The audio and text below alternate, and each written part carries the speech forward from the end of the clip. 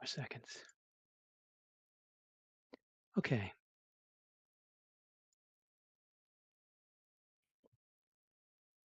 Hello, everyone. This is Chuck Tirone, Reading's Conservation Administrator. Pursuant to state legislation superseding certain provisions of the open meeting law, Section 30A, Section 30A, Section 20 relating to the COVID-19 emergency, the July 12, 2023 public meeting of the Reading Conservation Commission shall be physically closed to the public to avoid group congregation. The meeting shall instead be held virtually. This meeting, please note that the meeting shall be recorded. I'll do that right now. Recording in progress. All materials are available on the following link, which I will provide in the chat. Martha Moore, the Conservation Chair, will facilitate the meeting. Please note that there will be public comment period for each hearing. Each vote taken during tonight's meeting will be conducted by roll call vote. We will begin with roll call attendance, and then Martha Moore will conduct a roll call to confirm that members can hear and that they're all present, and then she will review the agenda. Martha? Okay, when I say your name, would you please reply? Brian, Brian Bowe, Vice Chair, present. Walter, Walter Talbot, present.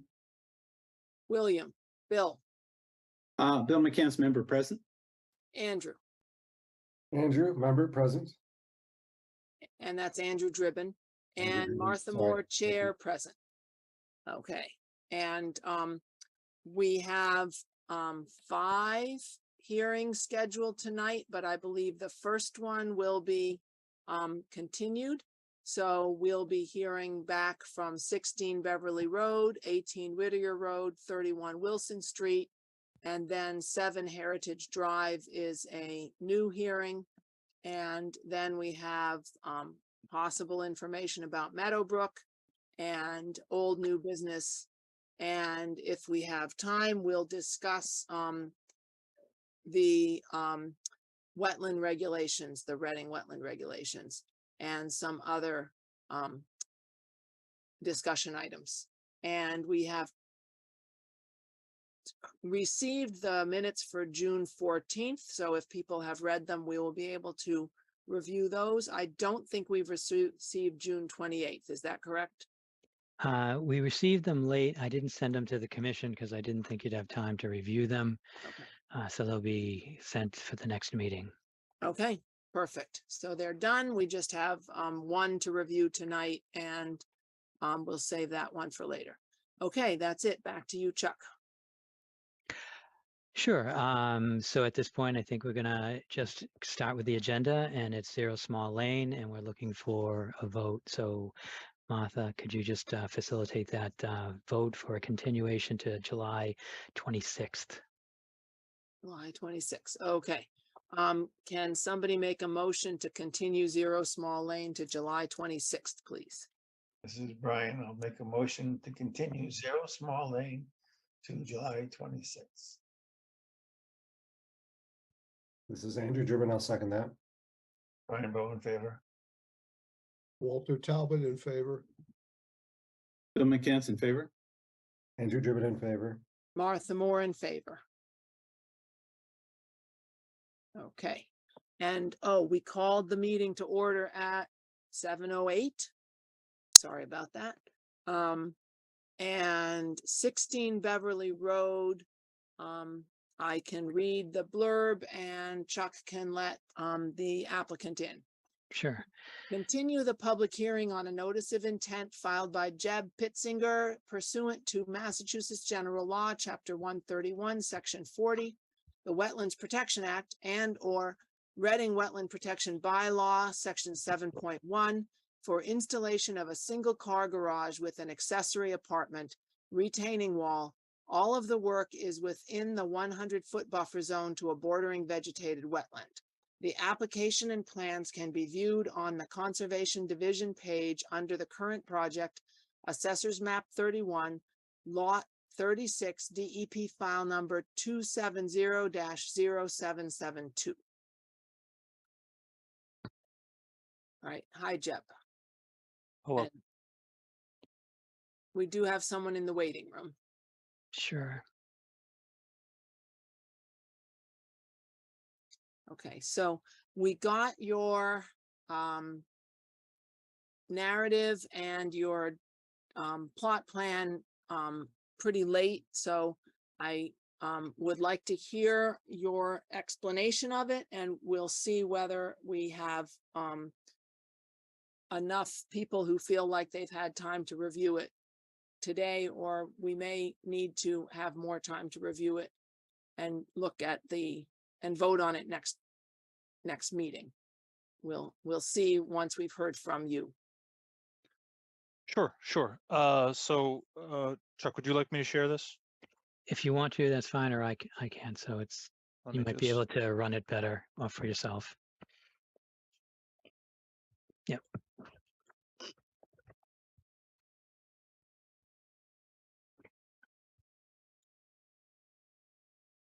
Okay, so this was a relatively minor request. So last meeting, the commission asked me to essentially include the existing modular block retaining wall that exists on the site and the plan, and include it in the narrative. That's all I've done. So it was a relatively simple add in the narrative, and a relatively simple add in the plan. So it's shown here on the right hand side. It's called out. And the dimensions of it and general location is included within the narrative. That's really the only change. Oh, okay. All right. Does anybody on the commission have questions for the applicant?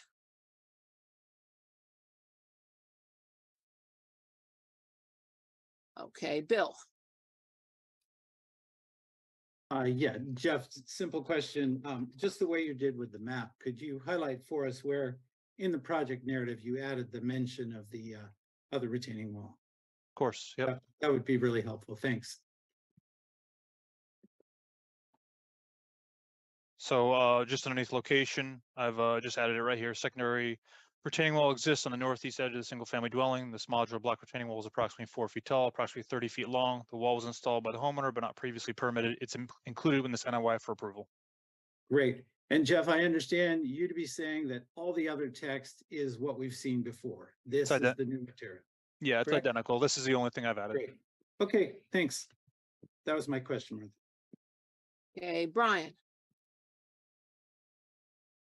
Yeah, okay, so my first question is, in your text, you talk about, you will do some landscaping in the future, and that will dictate where your replacement plants go. I think typically we get a planting plan, so how are you envisioning that would happen in this case? Is it on here? I'm just not seeing it.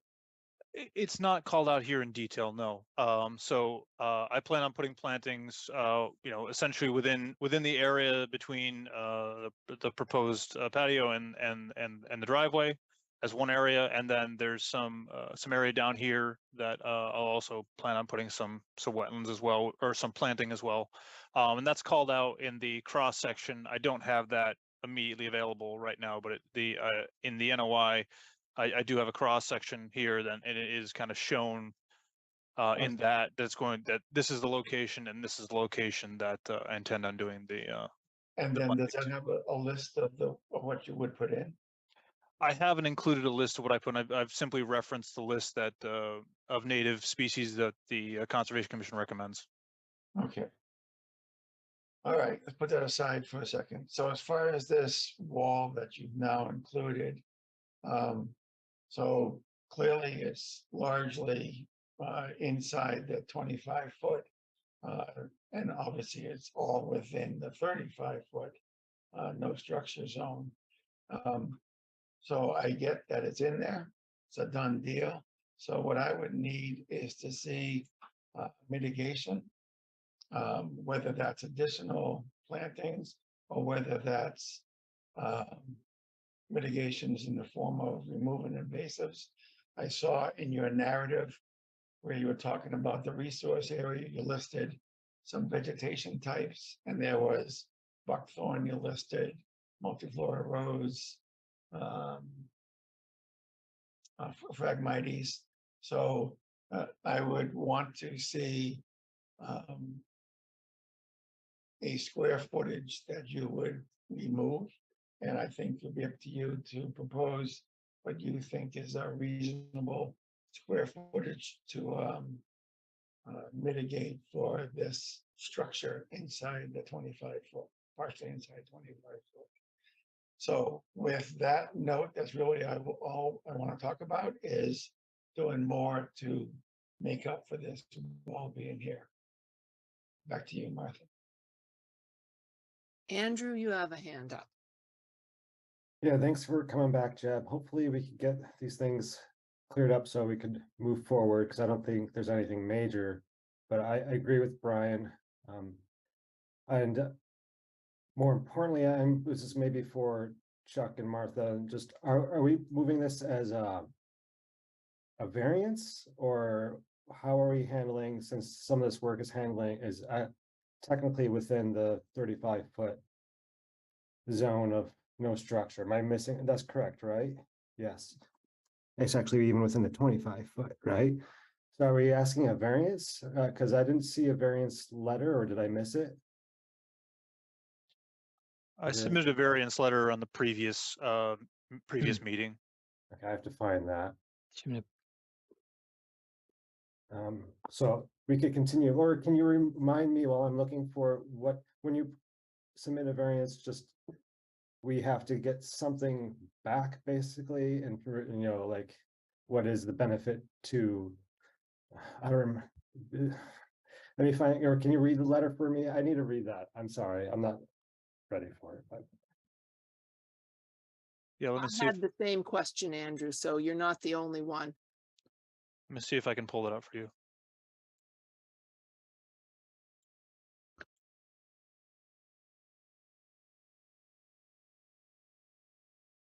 I'm sorry I'm doing it on this screen that we're sharing, but for some reason my other screen is not behaving properly here. I'm sorry, I should have been more prepared.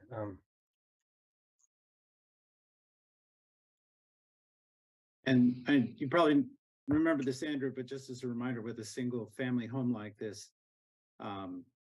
it's mitigation that meets the requirements of the variance. The community interest is served by mitigation of the type that Jeb has described, but also the additional that Brian was mentioning would meet the variance requirement for a single family home. Okay. So this is a variance letter that I submitted on the previous meeting that I attended. In the previous meeting, I went through the alternatives that I considered for the garage structure as far as location and trying to move it away from the buffer zone. We can go through those in detail again if you'd like. But That's the mitigation that I'm yeah. yeah.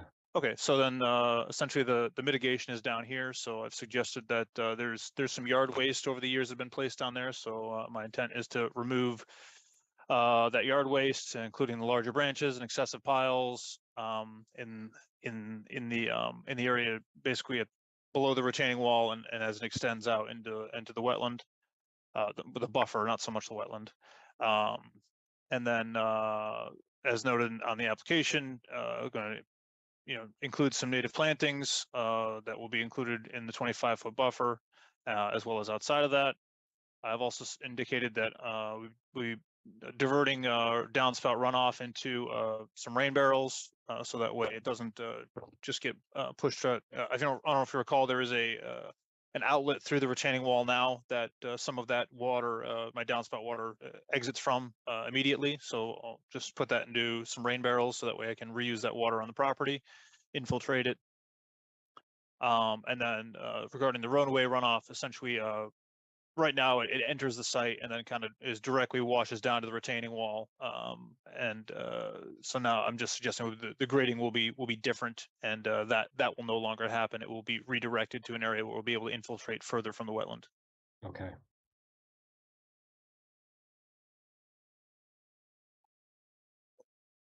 Okay, so I don't have any questions at the moment. That's good to see. Thank you. All right. Anybody else on the commission with questions? I think I would just echo Brian's request for that several native plantings should be more spelled out. And often we're looking for something in the tree canopy layer, something in the shrub layer, and something in the ground cover layer. And, you know, ground cover layer could be some like ferns or something like that, that would be wetland, either FACW or obligate species for the wetland, and similarly shrubs and trees that would thrive in that habitat. Unless you're putting them up at the top of the wall, in which case you'd probably want things that are more upland species. Sure. Just as a note, that you guys did tour the site, you know, in the spring when most of these, you know, the vegetation really wasn't in. I mean, that area is got a significant amount of kind of lower vegetation, ferns and that kind of stuff that comes in during the summertime. And then obviously you know, everything is leaves and that kind of stuff this time of year too. So certainly can add more, though I think that it'll probably, what I would kind of tend to move toward would probably be more of the shrubs and that kind of stuff. I think that there's a significant amount of trees down there, and in this time of year, you know, a significant amount of kind of lower, I'm not using the right terms here, but you know, ferns and such things. Okay, so you've got the ground layer Ground covered, level. you've got the tree layer covered, and what you're needing to beef up is the shrub layer. That's what you're telling us. Yeah, that was my intention. Okay. You know, writing this previously was basically, that was what I would be going after. Okay. And certainly if you have shrubs like buckthorn and multiflora rose in there, or herbaceous layer like garlic mustard, having a plan to reduce them and replace them with natives would be appropriate. And so I think that looks to me like what we're still missing is the actual planting plan with a specific number of how many shrubs you're planning to put in, and maybe a diagram showing where they would be put, and any invasive control that you're planning to include as mitigation for the stone wall near the trampoline. Okay. Chuck, do you have anything to add or comment on? Sure. I would only ask that you update the plan to show these areas. So when we go out there to review the site, you can even just do it in like a cloud or something like that and say planting area, see proposal, the other submittals that you have, but just showing or highlighting the areas somehow so we know where those are going to be located. Okay.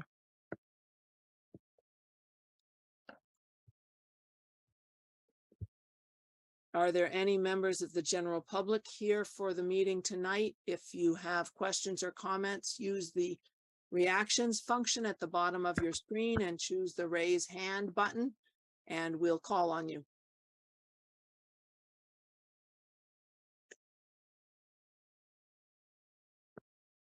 Okay, seeing none.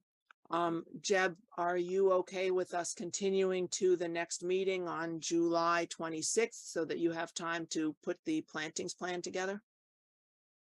Yeah, that is that'll be fine. I would like to implore the you know, the commission to have any other comments at this time, so I can incorporate them, you know, in the next go around here.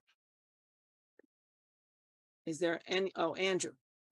Yeah, I think you deserve that. So more specific planting plan as the commission. I think there is interest in managing some of the invasives, so they go hand in hand. You can't plant without taking care of the invasive first. So within the whatever region that you're going to cloud that you want to try to tackle, you'll have to do some invasive management first, and then how are you going to do that? What you see, it should be kind of described, and then your native planting. We are okay with seeding it, right? So after you've gotten rid of the invasives as best you can. You don't have to like put shrubs in there. There are native planting seedlets that you could put on the ground and a little less work for you. So you have options, right? It doesn't have to be shrubs. So that's why we're asking for, you to be specific in terms of what you're doing so that when Chuck goes out in a couple of years and we go out, we know what we're getting. And then I'm interested in how you're going to do it since it is such a steep slope down there. So like if it's seeds, I get it. But if you're doing shrubs or something that's a little more sizable, how are you doing? How are you getting the debris out? So I guess it's a 3-step thing, right? So just how you're going to do it, how you're going to get the debris out, get the invasives under control, and then whatever new plants you want to put down there. I think those are the 3 things that I'm most interested in, and as specific as you can get within reason. So that's my 2 cents. Jeb, Okay. could you stop sharing the screen for having trouble seeing who needs to be admitted into the meeting? Right, and just a comment, when you're controlling invasives that close to the wetland, we are discouraging use of herbicides like Roundup and things like that. So we're really looking for pulling buckthorn, pulling garlic mustard, that kind of thing. And that would require, multiple years keeping up with them to keep them from coming back from the seed bank. Okay, is there anybody on the commission tonight, here at the meeting tonight, who would have any other questions that need to be answered before our next meeting? Bill? Yeah, not so much a question. I just want to reiterate, Jeb, that yeah, there's the bottom of the wall, but there's also the top of the wall. You have some flexibility there in terms of your planning. Just wanted to reiterate that. And also just wanted to say, I appreciate how responsive you've been to date. You did get us the variance request in a timely manner and so on and so forth. So we appreciate your participation, active participation to date. Thanks. Certainly.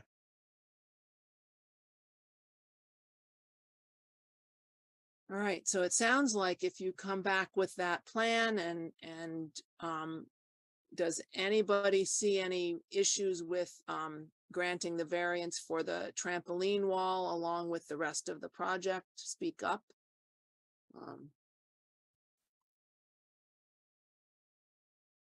Okay, all right, so hopefully you can get that to Chuck before the Thursday before our meeting, because that's the day he sends out all the materials. So it's good to get it in a full week ahead so that we have the weekend to look at it. Okay, July 26th. Yes, So we need to vote on that, right? for a continuance. So this is Brian. I'll make a motion to continue 16 Beverly to July 26th. Is Bill McCancel second? Brian Bowe in favor. Walter Talbot in favor. Bill McCann in favor? Andrew Driven in favor. Martha Moore in favor. Okay. All right, thank you, Jeb. Thank you. Okay.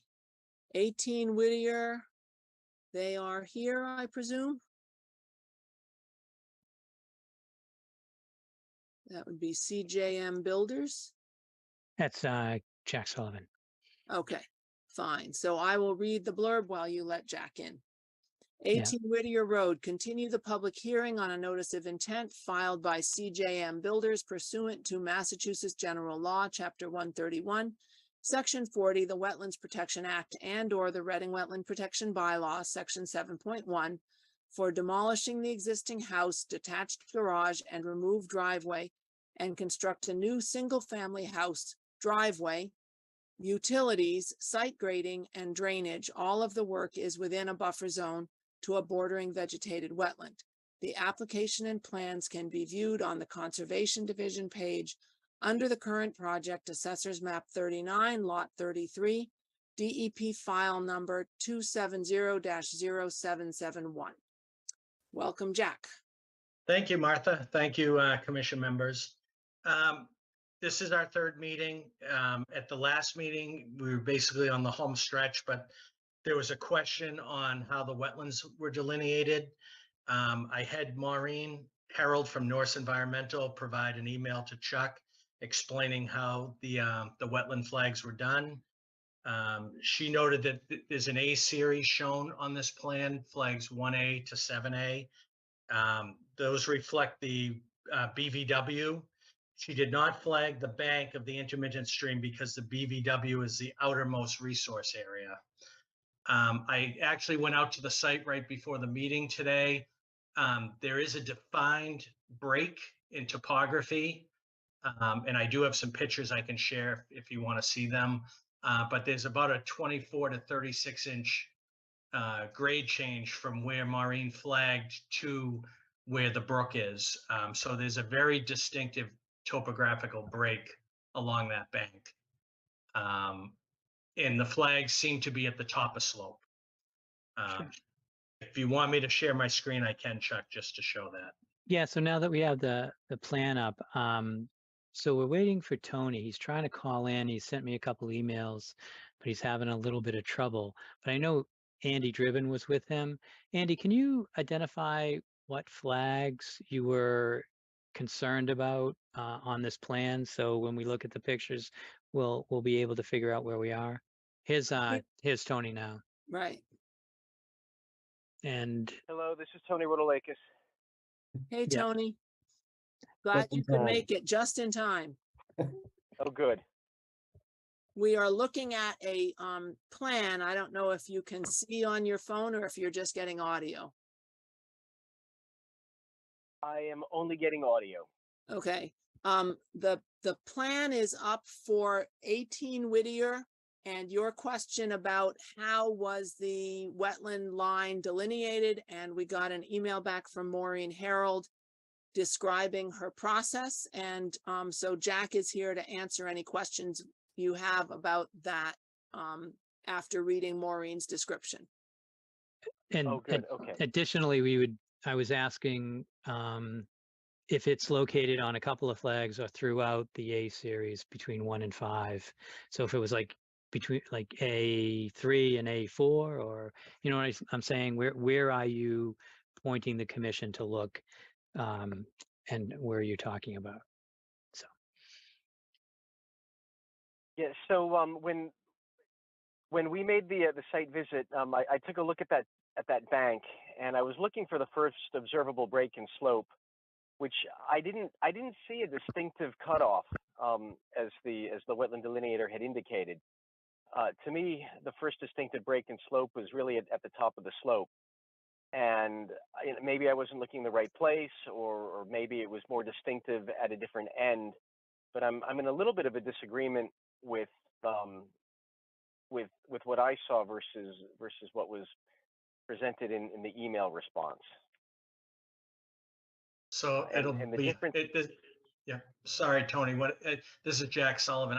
I went out tonight before the meeting. You weren't on the phone yet when I told the commission this. I did take pictures out there. It appeared, in Maureen's email, she said the BVW was the outermost wetland resource area. The bank was inside of the BVW flags. So the A series is strictly the BVW. I took pictures. All the flags are at the top of slope, and there's a good 24 to 36 inch drop down to where you can see water in the brook today. So there was a very defined topographical break from flags 1A right through to 5A. I do have pictures, but you won't be able to see them if you just phoned in. But it looked very distinctive, and I didn't know if other members remember the site. It was a pretty distinctive break, and the flags were at the top of the slope. Maybe Chuck can stop sharing and we can let Jack share his screen so the rest of us can see the pictures.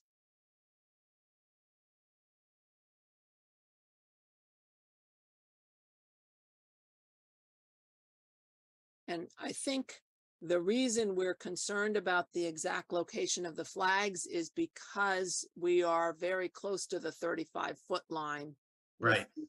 the, back edge of the construction. So it's not like we're 50 feet away. Right. So I think this might be the best flag. I think this is flag 3A. Thank you. And if you can see the blue flag, it's kind of mid photo. It's where those large trees are, which is the top of a slope. And you can off to the right, you can see where the brook is flowing. And there's a good 24 to 36-inch drop along that slope to where the brook is. I think, and I found this on basically all the flags. I'll try to go to the next picture. That's one I took. Let me see what I got here. Okay, here's another one. You can see the blue flag off to the left. This is flag 4A. Hold on, it hasn't changed. Oh, Yeah, just, did it change or no? No. you got to say new share. Can you see where it says new share? Oh, thanks, Chuck. I don't see that. It's usually above where it says share the screen or something. Or you can just stop stop sharing. sharing and Yeah, share. let me stop and then I'll redo it. I'm intrigued by those trees in that picture we just stopped looking at, that they're Oh, crap. angled at the bottom and then curve and go uphill more. So it looks to me like maybe the bank slumped after the trees grew. Oh, we keep getting a glimpse of that. No, I keep sharing the exact same one for some reason. I don't know why. Actually, no, you had a different one a second ago. Now we're back to the same one where the trees are angled and then they straighten up again. All right, let me try it again. Hmm. Same one. No, that's different. Oh, good. Okay, it looks the same on mine, but hold on, I can. But Might be the same trees, but But this is, I could speak for Tony There for it this. is. So what we're seeing is what Tony was telling me when we were talking is it wasn't like 5 or 10 feet off. It was like a few feet. So even what I'm seeing from the flags is exactly what Tony was talking about. They're not at the very top of the bank. They're in the middle of the bank.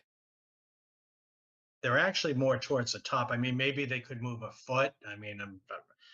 But that would be. I don't know. And I think what I wanted to point out to the committee, like the existing 1-car garage to the rear of the lot, which is, 10 feet away, that's going to be removed. We're planting back the 25 foot. Of course, we want to get the line correct, but a lot of work that's presently inside of including structures within 25 feet are being taken out. From what I saw, those are the two pictures that I thought best showed it.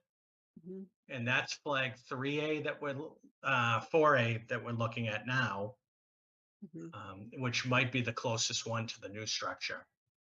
Right. And Yes, that so- is a different flag than the one in the previous picture, because this is only one tree in the foreground and the pair of trees you can see in the background between the sloping to the right tree and the curving at the bottom tree in the current picture. Yeah, the one I'm showing now is definitely 4A. The previous one was 3A. Okay. We don't have. So Maureen did go back out, I know, this week, and then she did write up the letter, and I've used her to flag my wetlands for years. So I go by what she has, but that's why I knew there might be a concern with it, because she had called me this afternoon saying she had talked with Chuck and there still might be some concern on it. So I wanted to get some pictures in front of everyone and see if any other members had the same concern as Tony. Yeah, Tony, it's unfortunate that you can't see the pictures, but I think I'll speak a little bit for probably what you're going to say, or what you would say if you saw the pictures. Maureen saying that she's the outer edge of the wetland is what she delineated with that flag and not the top of bank. And she said the bank is between the water and the flag. And that's not what we're seeing in this picture. The bank is the further, the closest to the house, and is the predominant point on at least this picture. And the top bank could get flagged and not the BVW. As a matter of fact, it seems odd because I'm kind of looking at the plants in that area. It's a steep slope. I see a lot of leaves. I don't know if that's Joe Pye weed or something else, some poison ivy. Um, you know, but poison ivy is not obligate, but that's a maple tree. So maybe somehow the BVW is up the slope, but I would say from what she said, she either mixed up what she meant. She flagged the bank, not the BVW, instead of what she said. But this doesn't make any sense when I think that she flagged the BVW and not the bank. I'm just thinking about the opposite side of the stream. There is no steep slope on that side.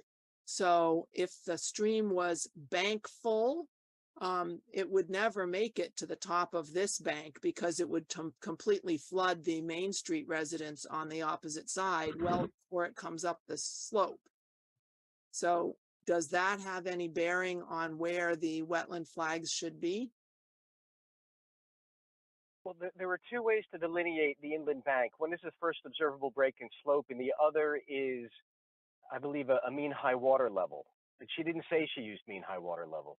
She said she used the first observable break and slope, which to me looked like the top of that 3-foot slope. Mm.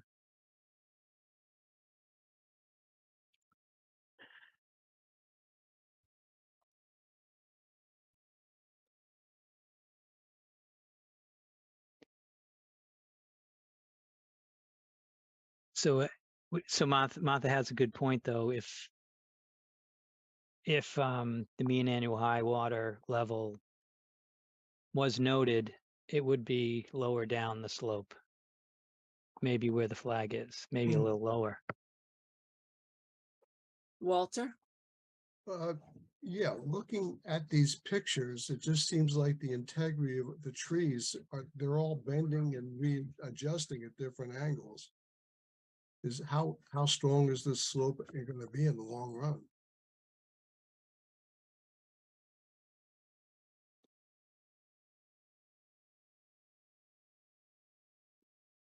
Jack, how close are you getting to the tree line with any work? Are you 5 or 10 feet from it, or? At least, yeah, this is all behind that stockade fence that runs on the rear of the property. So there would be a Oops. limit of work fence out there, and you're not really going to get past it, and we don't have to worry about cutting into these roots. Exactly. Actually, on the screen share to the far right, you can just see the last, like a fence panel Hmm. up. So no work this is off our property. We're not doing anything back there. Yeah, I had been just thinking, is there any sort of bank stabilization to be done, but it's not on the property of the homeowner. Correct. So it would be the neighbor on the other side of the stream, if anybody could do the bank stabilization. So not your jurisdiction, so to speak. And part of this, one member brought up how a section of the stockade fence was out. Now there's more sections of the fence out. So part of this would be that I recommend a condition be that an entirely new stockade fence be installed along the rear lot line to replace the existing, which my client's fine with. But right, there'll be no work behind the fence. That's not our property.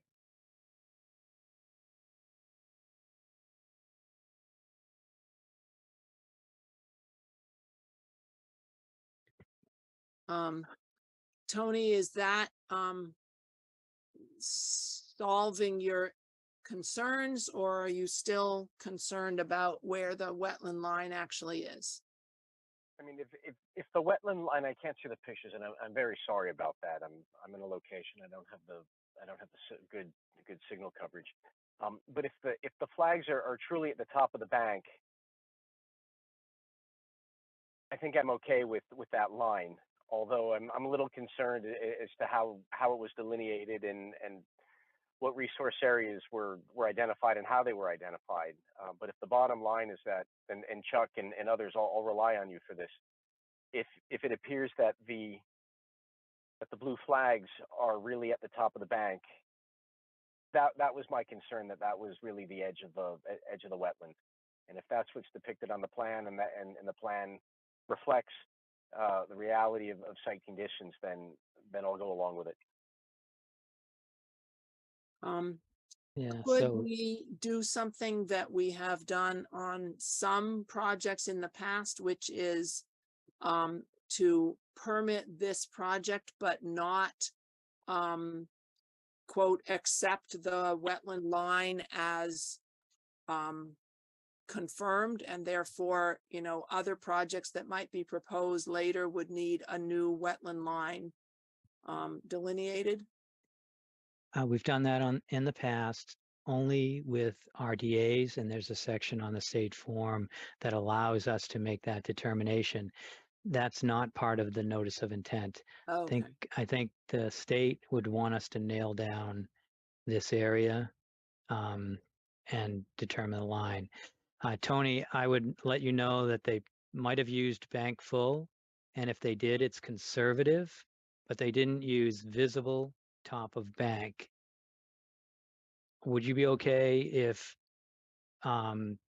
we got you know, like a memo from the wetland scientists saying that that's how they determined, you know, or yeah, that's how they determined it, and based on the other side, I don't know how they're going to get out of this, but we don't have the wetland scientists here, and you're not seeing the pictures. It looks like there's some confusion.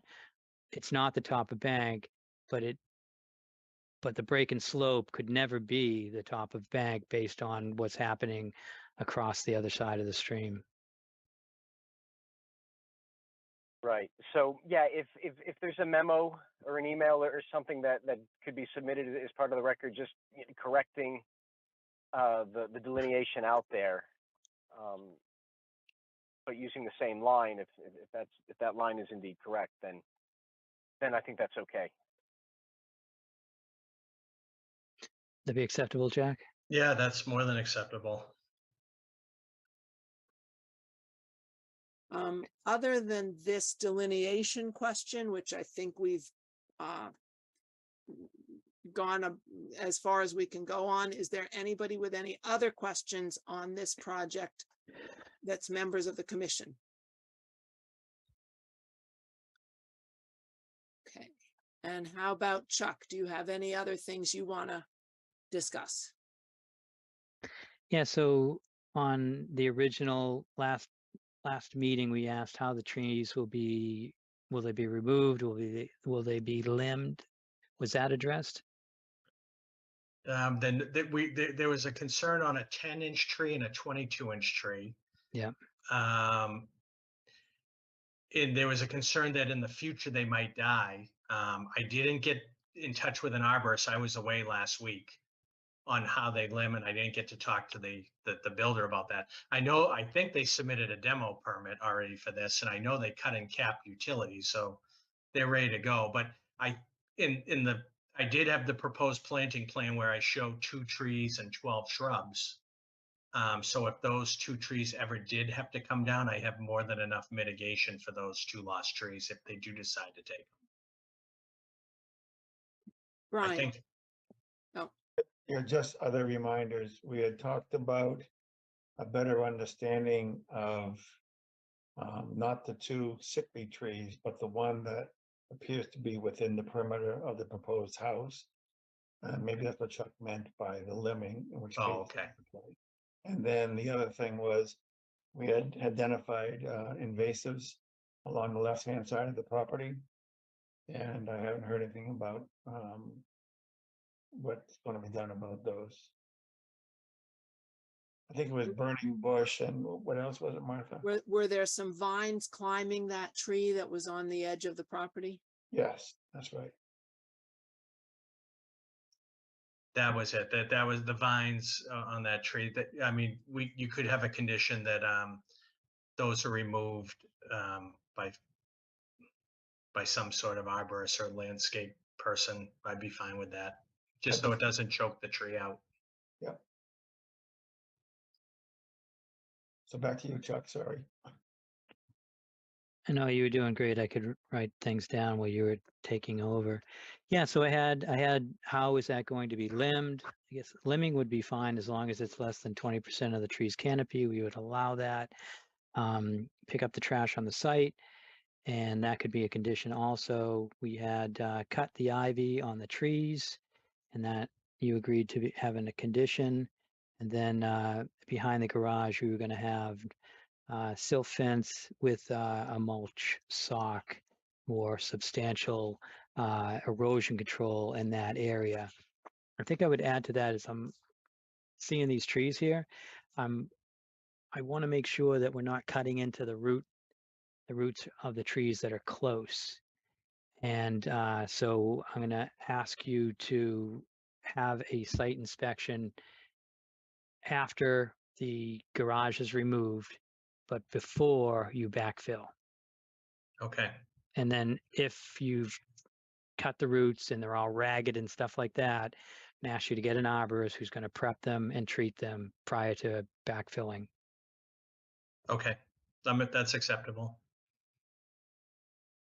I just was looking at my notes. I think we said that the soil stockpile would be in the area of the current driveway. Yep, and that is shown on the plan. So it's to the right side of the current driveway. Yes, okay. And then I also said, where will the debris be stored when the garage is torn down? And I guess you're also demolishing the whole house. So same question about the house.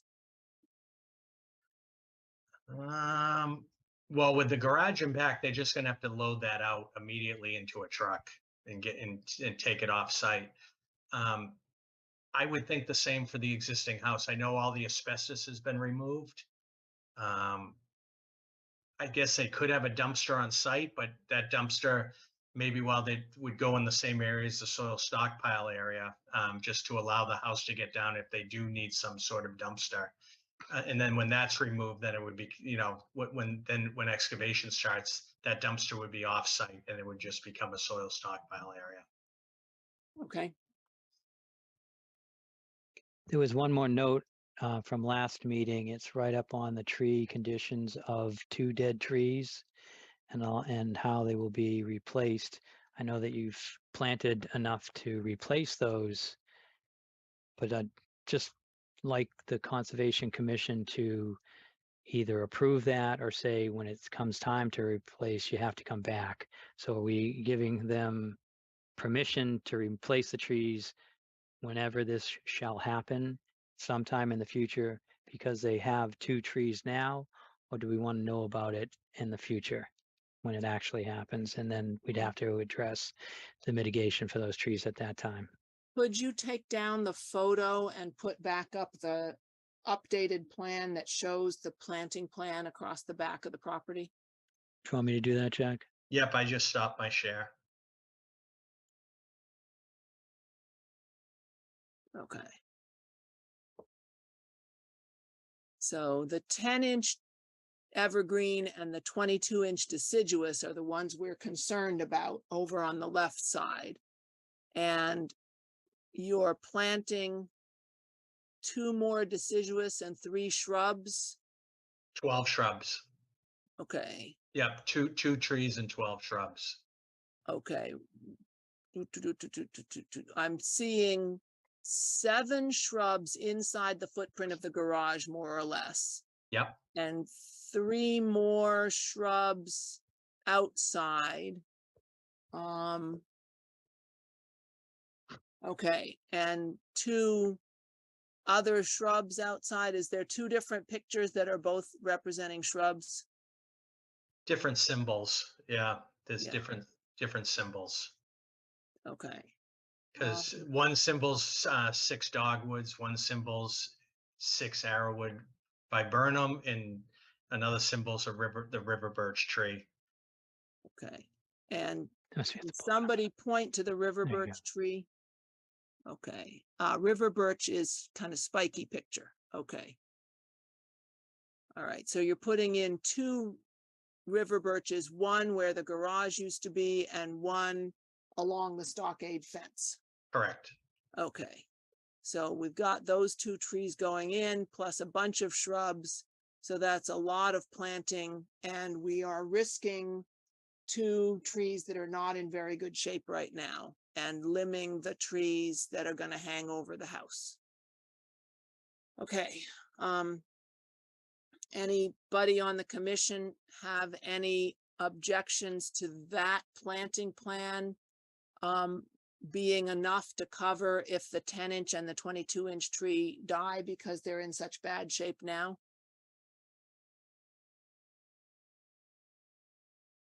Okay, looks like we're good with that. Anybody else on the commission with questions or comments? And Chuck, have we covered all your questions and comments? Yes. Okay, is there any members of the general public who are here who would like to make questions or comments? Please use the reactions at the bottom of your screen and choose the raise hand function so we can see that you want to speak.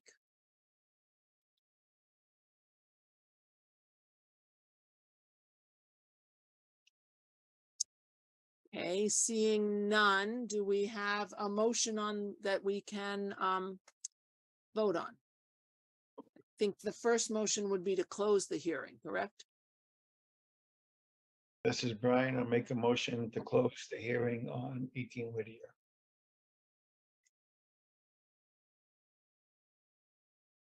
Bill McCants, I'll second.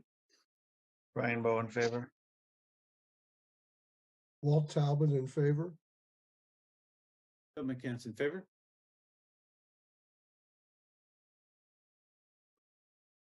Andrew Driven in favor. Martha Moore in favor. Okay.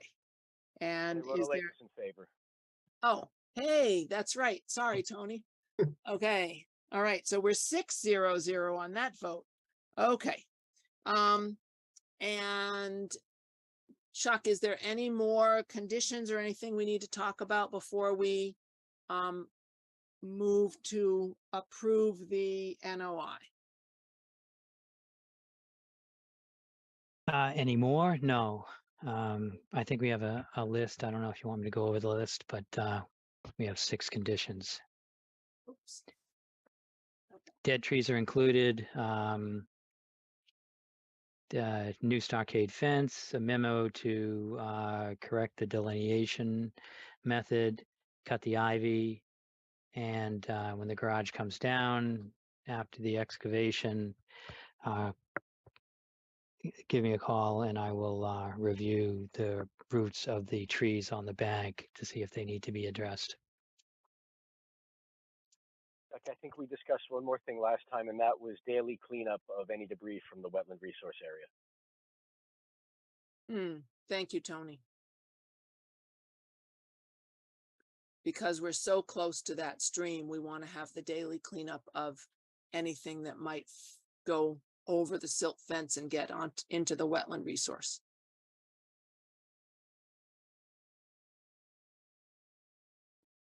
So with that, we're ready for a motion?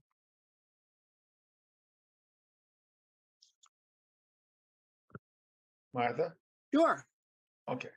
This is Brian. I'll make a motion to approve the NOI for 18 Whittier. Bill McCants, I'll second the motion. Brian Bowe in favor. Walt Talbot in favor. Bill McCants in favor. Andrew Driven in favor. Martha Moore in favor. Tony Rotalakis in favor. Okay. All right, 6-0-0 on that vote. Okay. Thank you very much, Jack. Do you have more you're staying for? Nope, this is it for tonight. So thank you, everyone. You're welcome. Thank you. All right, have a good night.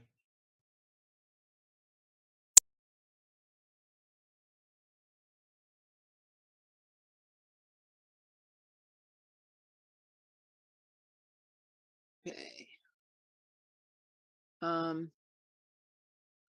Our next one is 31 Wilson.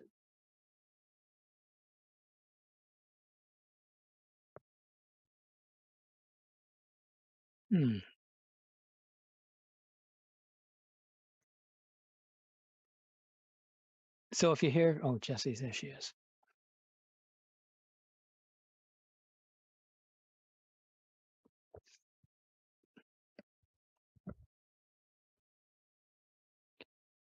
Okay, 31, Jesse, are you going to present your project? We're going to read the blurb first, but I was just wondering if I should prepare to pull up the plans, or is that something you're going to do? I can do that. I have that here. Okay, Martha, could you read the, Sure. All right. 31 Wilson, continue the public hearing on a notice of intent filed by Jessica Boudreau pursuant to Massachusetts General Law, Chapter 131, Section 40, the Wetlands Protection Act, and/or the Reading Wetland Protection Bylaw, Section 7.1, for demolishing a utility space and installing a concrete frost wall foundation with crawl space and rebuild a modestly enlarged sunroom, adjacent mudroom, and a second floor expansion to the existing bedroom. The project includes a small stair platform, 2 steps, and a rustic patio. All of the work is within a buffer zone to a bordering vegetated wetland. The application and plans can be viewed on the Conservation Division page under the current project, Assessor's Map 22, Lot 159, DEP file number 270-0773. Thank you. Tonight I'm just going to present basically all the information that was in the memo that I submitted on July 6th. I have a few supporting images also that I'll show that are supplemental to that memo, just showing some of the progress that I've already made on some of your requests. So I'll start with the first, let me share my screen here. Share. Okay, so first request for cleaning up the 25-foot no disturb zone. There's some soil berms on the back on the stream bank along the rear property line. There were several wood piles and a brush pile that you had asked that I clean up and remove. So I've already gone through and moved all the logs and all the scrap wood that was piled back there. So all of that's been moved out of the 25-foot zone or off the site. I've also gone through and cleared one of the soil berms already. I stretched a line from property line, the corner property markers. Most of those soil berms that are back there are off my property, but I did go, it's just like about maybe 2 feet behind the property line. But I've already gone through and cleared the berm that was in the middle of the site here. And in doing that, I also got rid of some of the Japanese knotweed that was there. I will continue to do that in the rest of the berm is just kind of right behind this, the wood rack. So that I will continue to do. I just haven't gotten to it yet. I think that's it for those. So the wood pile has been relocated, or the logs are up closer to the driveway now, and that's temporary until I sort of get further along in the project and have a more permanent place for them, which will remain outside that 25-foot and 35-foot zone. So the second request that you had for me was a operations and maintenance plan for the patio. When I was looking at the recommended maintenance for the pavers, I realized I wasn't super clear with the type of patio that I want back there. I don't want a very formal sort of all solid patio. I'm trying to get a little bit more of a natural look of a patio back there, just a more stable surface for a dining area. And what I'm envisioning is more of a sort of concrete grid paver style where you can plant some grass in it. Or a small area of, that is a solid surface. And then sort of the larger patio area would be more of this, the grid style. I'm sort of focusing my attention right now on the addition to the house, and I haven't really gone into depth with that, but these are the conceptual, at least the concepts I'm working with for the site. So what I've shown, and I've also written into the memo, are the different, so if I use a permeable paver, And I'm looking at the ones by Ideal Pavers. They recommend, there's recommended maintenance for that. I've also outlined that in the memo. They also show sort of the base, the base build underneath if I were to use those permeable pavers, and then if I'm to use the turf stone grid pavers, similar maintenance. Basically, it's maintaining it like you would any grassy area with mowing and removing weeds and occasional fertilizer. And I would use a natural fertilizer for that. So, and again, this is sort of the construction assembly below there. In my vision, I'm using a sort of combination of those. And then I would mitigate, if there's areas that are not draining, I would, remove any of the joint materials in the joint and then refill and reconstruct if I needed to deal with any issues of where areas are not draining properly. So that's the patio request. And then the other request, let me see, I think it was the natural vegetation zone. So that is in the sketch. Let's see if I can make this a little larger for you guys. So I just did a conceptual sketch of, what I'm envisioning back here. I have not made specific planting, plant species, but I've looked at the town's recommended species, and I've shown in the memo some potential species that I would use back there. I just, until I get further along, I haven't put my brain power to that yet. So essentially on this sketch, the green areas are the areas where there are already plantings or ground coverings. So it's sort of a little bit more of a formal sort of garden landscaped areas. The blue is what I'm proposing would be the new no mow zone. So it's not necessarily a straight line across the back. It's a little more organic. So it would fit what's currently happening in the site back there. And what I'm imagining there is a combination of low ground cover, a few areas of shrubs. So I'd probably put 2 or 3 back in this area where the brush pile is right now. It's actually quite deep back here. I could probably get about 10 feet of new vegetation in there. And then it would sort of thin out a little bit towards the back of the property. So I can maintain a little bit more of like the visual perception of a grass area here, but I can still get at least 2 feet of a border here. And then that would tie into the existing ground cover that's on that other side there. I would also, this area here is a little sparse, so I have some room to put some shrubs into this area as well.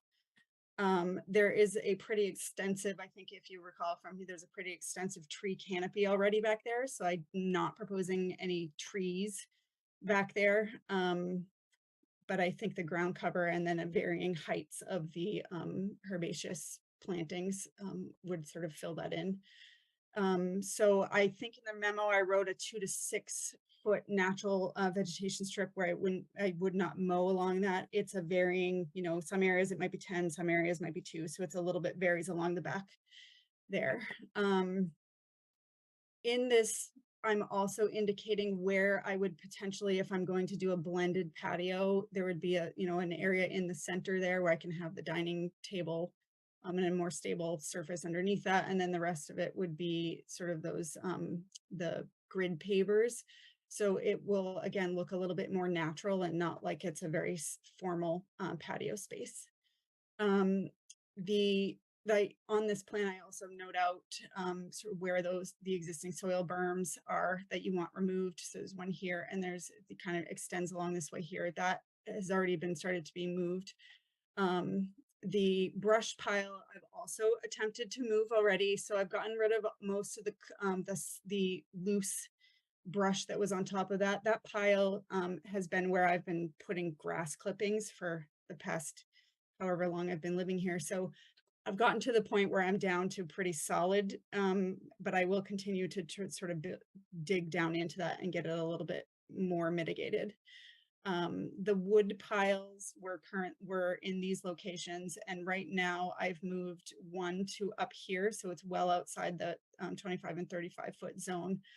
This is a potential zone, a location for like storing the wood later once I'm done with this project. but I brought onto the table, putting a garden tool shed, which would have wood storage integrated into it. This was something that when I initially connected with Chuck about my project, I had a shed on the plan, but I was proposing it back in the corner, and he brought to my attention it was in those zones and I wouldn't be able to have it there. So I took it off the plan in an effort to sort of avoid delays in permitting for the addition, and now realized, now that I'm in the process, now's the time to discuss those things. So I've added it back in. It will address sort of the wood relocation, and then it adds a little bit of complexity in terms of like the lot coverage. So I have a couple of, I'm proposing, and it's in the memo, a couple of alternatives, you know, and I don't know what the town requires or what their maximum allowable is for the impervious area. So I need to know what that number is before I can sort of calculate out which, you know, what one of these things I'll give up. I'm willing to give up a patio if I can get a shed for storage. I'm willing to negotiate some of that stuff. I just need a little more information from you guys. And I think that about covers. So I did do a calculation for the what all of these proposed permeable and impermeable areas would be. This I submitted this, but it was late on the day that the submissions were due, so I'm not sure if it made it through to you guys. But this basically goes through all the existing impervious area, and then it goes through the new impervious areas, including the retaining walls, the patio, the shed, and then calculates out what the, so I think that including everything, it's a 33%, 33.6% impervious area on the site. I don't know where that lands and what's allowed. So some of that is where I talk about, I'm willing to negotiate some of the size of the patio and that kind of thing.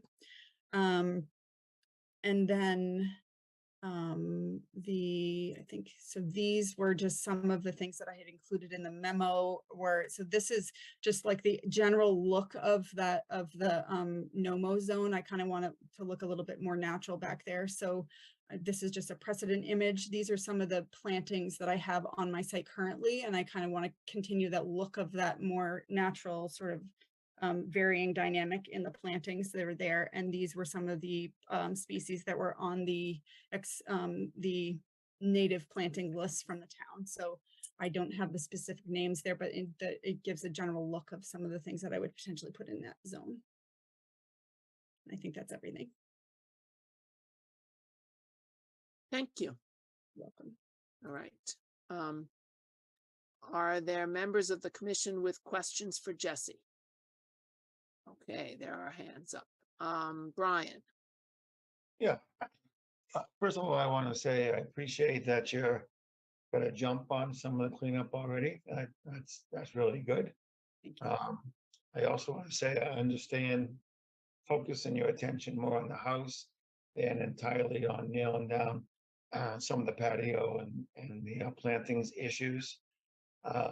Given that, and given that this information has arrived pretty late or last minute, let's say, I, for one, would like more time both to understand what you've given us and also some more time for you to do more thinking, research on what you're going to do for the patio, what you're going to do for the plantings, just so we can have a more complete idea before we try to drive this to closure. Okay, I just That have makes one sense. question. So in terms of more complete information for the patio, so the sizing is about the same. So you just want me to decide whether I'm going to use the grid pavers versus a blend of the grid and the permeable? Yeah, that would be good, and to include that O&M plan, so we would be able to consider both of those in the same time. Okay, so all of that information is in the memo that I submitted on the 6th. Right, and I, for one, need more Okay. time to go Okay. through that. I don't want to speak for the others, but I Okay. do. And Brian, what are you asking for in terms of the plantings? Well, it seems, I like the concepts you're talking about. I like the not straight line and the curves and everything. It seems to me that we should know more about what plants will be placed where, so we can look at things like spacing and what have you before we decided that this was a survivable plan. That's the main thing I'm thinking of. And specific species? That's what we get typically, so that's what I would expect based on past experience, yes.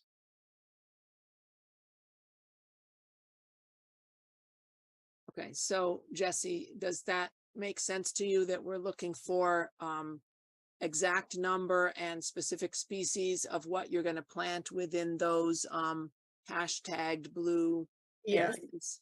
yes, I would have provided that. I think Chuck mentioned in the last meeting that it could be a conceptual plan, so I didn't realize I needed to do all of that. So I just gave a concept, but I can get a little bit closer. And again, I love your concept. I can't wait to come back and see it when it's done. Thank you. Yeah, you're definitely moving in the right direction. Okay. That's all I have, Martha. Okay, Bill.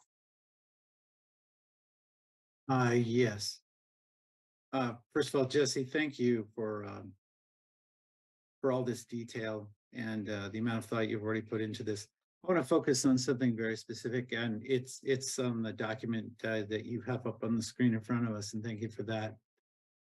So in the 25-foot zone of natural vegetation, I appreciate what you're showing us here with the blue section and the green section.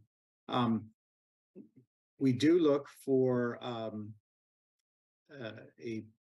buffer strip, and what caught my eye here, and what I wanted to ask you about specifically, is where the arrow is right now. Yeah. There's very little coverage there, and part of the point of a buffer strip is I realize that it has contours and so forth. I'm concerned that in that particular corner, there's going to be, it looks, at least from this drawing, a minimal buffer strip, and I'm concerned about that. I'm wondering if it can't be a little wider than it is in that corner, where it comes to almost a point at the corner of the property, or perhaps there's something on the property that made that necessary. But if you could talk a little bit about that. Sure. So this corner of the property, the very little grass grows in this area. There's also, so there you can, I've kind of highlighted them. There's 4 trees here, and those roots are like very exposed. So planting on top of that, I can definitely try to fill that in a little bit more, but with the root exposure there, I can't get too much in terms of shrubs and that kind of thing. So it'd be more of like a ground cover that I can actually tie into this side over here. Yeah, you're actually addressing part of the concern I have, that I just wanted to make sure this wasn't turf lawn or something. No. And you're making it clear that that is not the case. And when it comes to having a buffer strip that really goes across at least some portion of the entire property where it borders the resource area, that's really what I was getting at. So that bit of clarification is helpful. Okay, and I actually have a picture of that corner. I took one. Great. And I can show you, let's see.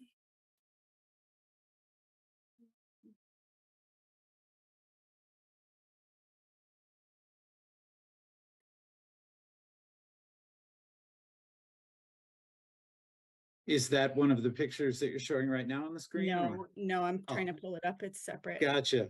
I didn't include it in there because it's kind of sparse in plantings that exist already. So I didn't show it in the, Okay. yeah. So this actually was not here last year. I transplanted a garden that's up against the existing house so that I could do the construction, and I moved that into here. So now I was trying to carry some of the ground cover through here. I need to fill it in further. Right now I just have a planter in that corner, but then there is some ground covering along here. And then this is one of the trees that unfortunately came down. There's one here, and then off the picture are the other trees where the root structure is essentially goes underneath this swing that I have that comes way out in here. So I can certainly fill in that corner a little bit more. Let me see if we can get this at like a closer. I see what you're showing us here. So in the spirit of what Brian was talking about, when you update things a bit, if you could just give a description of that particular area, because then it shows the commission that you've really thought about having a buffer strip that goes across the entire border of the property on the resource area. That would be helpful. Thanks. Yep. That's it for me, Martha. Okay, Andrew. Yeah, just to follow up on what Brian and Bill were saying. I had a chance to finally get out there this afternoon. You weren't home, I don't think, but I think everything you're proposing is looking great. I appreciate greatly all the work and thought you're putting into it. And I think for me, if you could draw that line, that buffer zone strip line with more certainty. Right. And I don't think you have to be specific to me about what's going to be in there. I think for now, for your sake, you start with ground cover to establish that buffer zone and you fill it in how you want I get a sense that you're caring about this greatly. So as long as you're doing the native plantings, you establish it more as you go. But for starters, I just want to see a clear line of what this buffer zone is going to be. And I do think I like how far back it is on, I'll just say the left side of what you've drawn, just a little bit more keeping that distance to establish a solid buffer zone.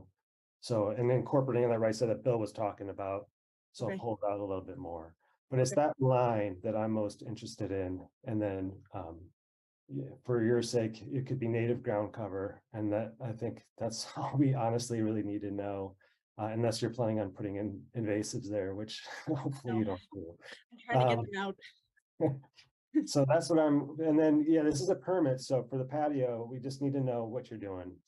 Unfortunately, that one has to be more specific, I think. Okay. So those are my two comments. Okay.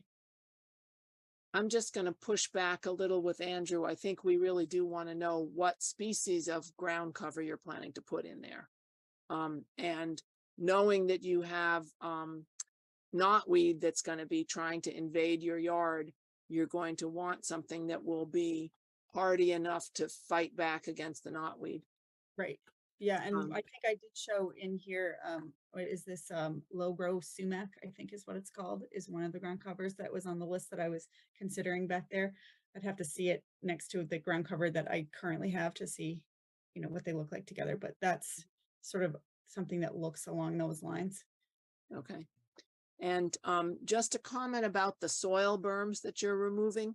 Yes. When we ask people to remove yard waste, we're really just asking you to remove the layers down to the point where it has decomposed and is looking more like soil. You don't Okay. need to dig out the soil. There may be tree roots in there. If you start Yeah. getting to tree roots, you want to stop for sure. Okay. Yeah. I think in this photo, let me see, I don't know if you can see. So this is what's remaining of that sort of brush pile that was in there. That's the part where it's like decomposed. Mhm. That I got to a point where I just couldn't dig into it any further. The soil berms actually were pretty easy to move around. So those I just flattened. Yeah. And mitigated as I could. Right. But it's Yeah, this but area here where I had trouble getting out. Yeah, you specifically don't have to keep digging if you've gotten Okay. to the point where it's like 3 years old and decomposed. We're looking to take away the recent yard waste, not 10 years worth of yard waste. Okay. Good to know. Okay. All right. Any other members of the commission with questions or comments?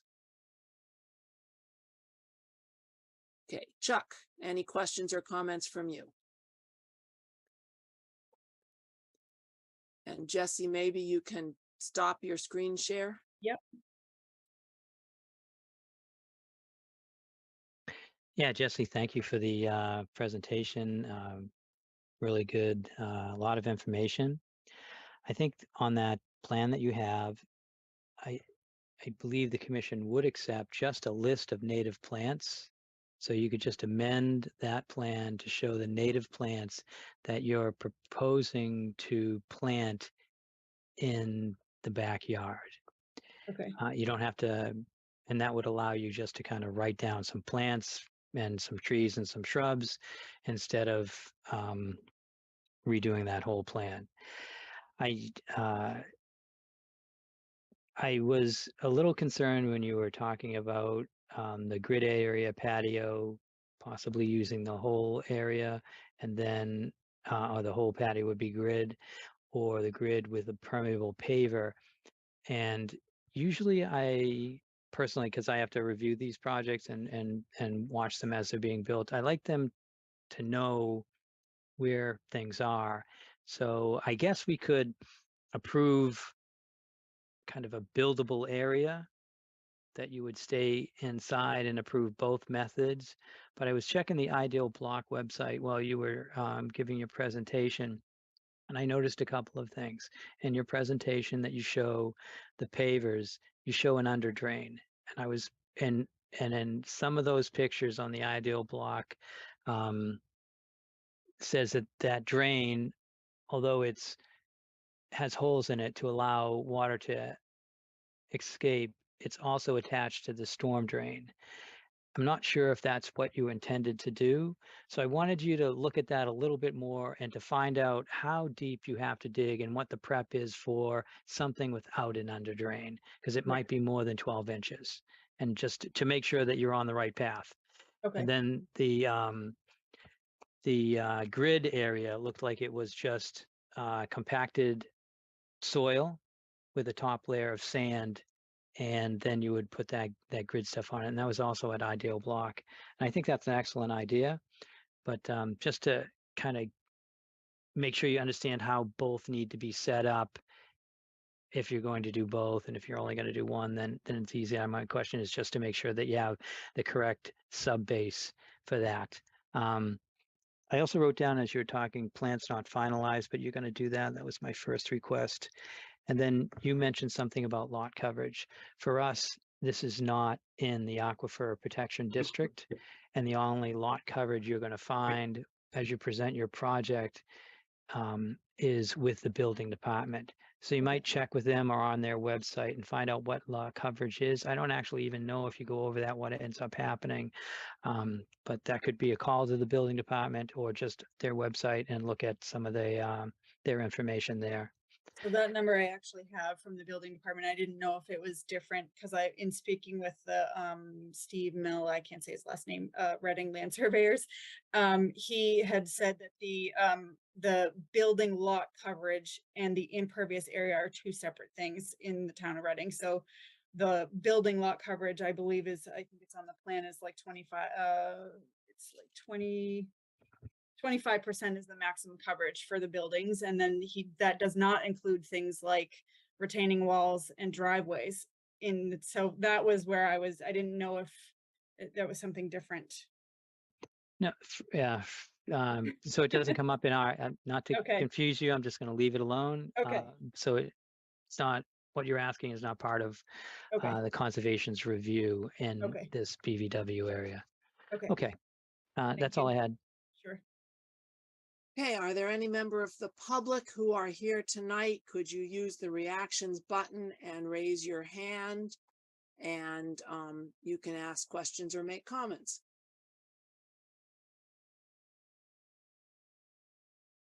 Okay, I don't see any.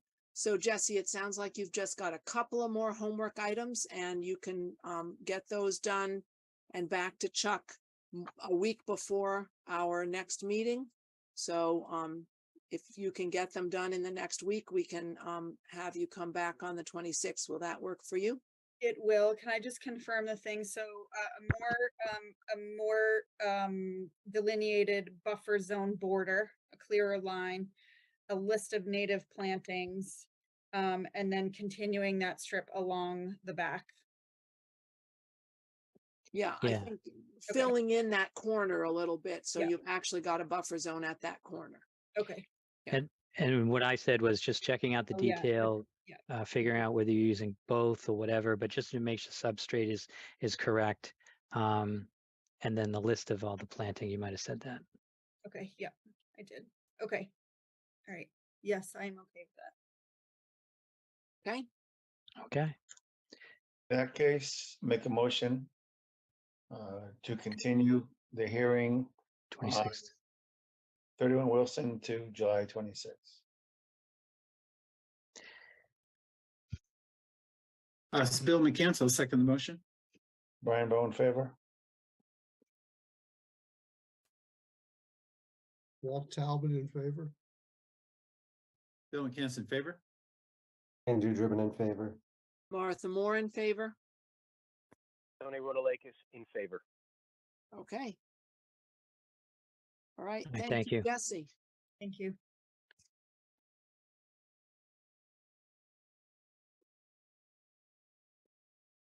Our next hearing is 7 Heritage Drive. We are going to open the public hearing on a request for determination of applicability filed by Scott Kearns under the Massachusetts Wetland Protection Act, Mass General Law, Chapter 131, Section 40, and or the Reading Wetland Protection Bylaw, Section 7.1. The applicant proposes to construct a second floor addition and expand an existing mudroom on the driveway side of the home. There will be no excavation or foundation work done. All of the work is within a 100-foot buffer zone to a bordering vegetated wetland. The application and plans can be viewed during regular business hours at the Town Hall Conservation Office, 16 Lowell Street, Reading, Mass. 01867, and on the Conservation Division page under Current Projects, Assessor's Map 29, Lot 57, RCC file number 2023-15. Okay. So Margaret Kearns is here. Yeah, and Margaret, you can turn your video on and unmute. And Scott's with you. Anybody else here for your project? Yes, John Andrews is our architect. JFA Design is, I believe, as well. Sure Okay. thing. All right, John, 1 second. And John Andrews, you're all set. If you wanna, yep.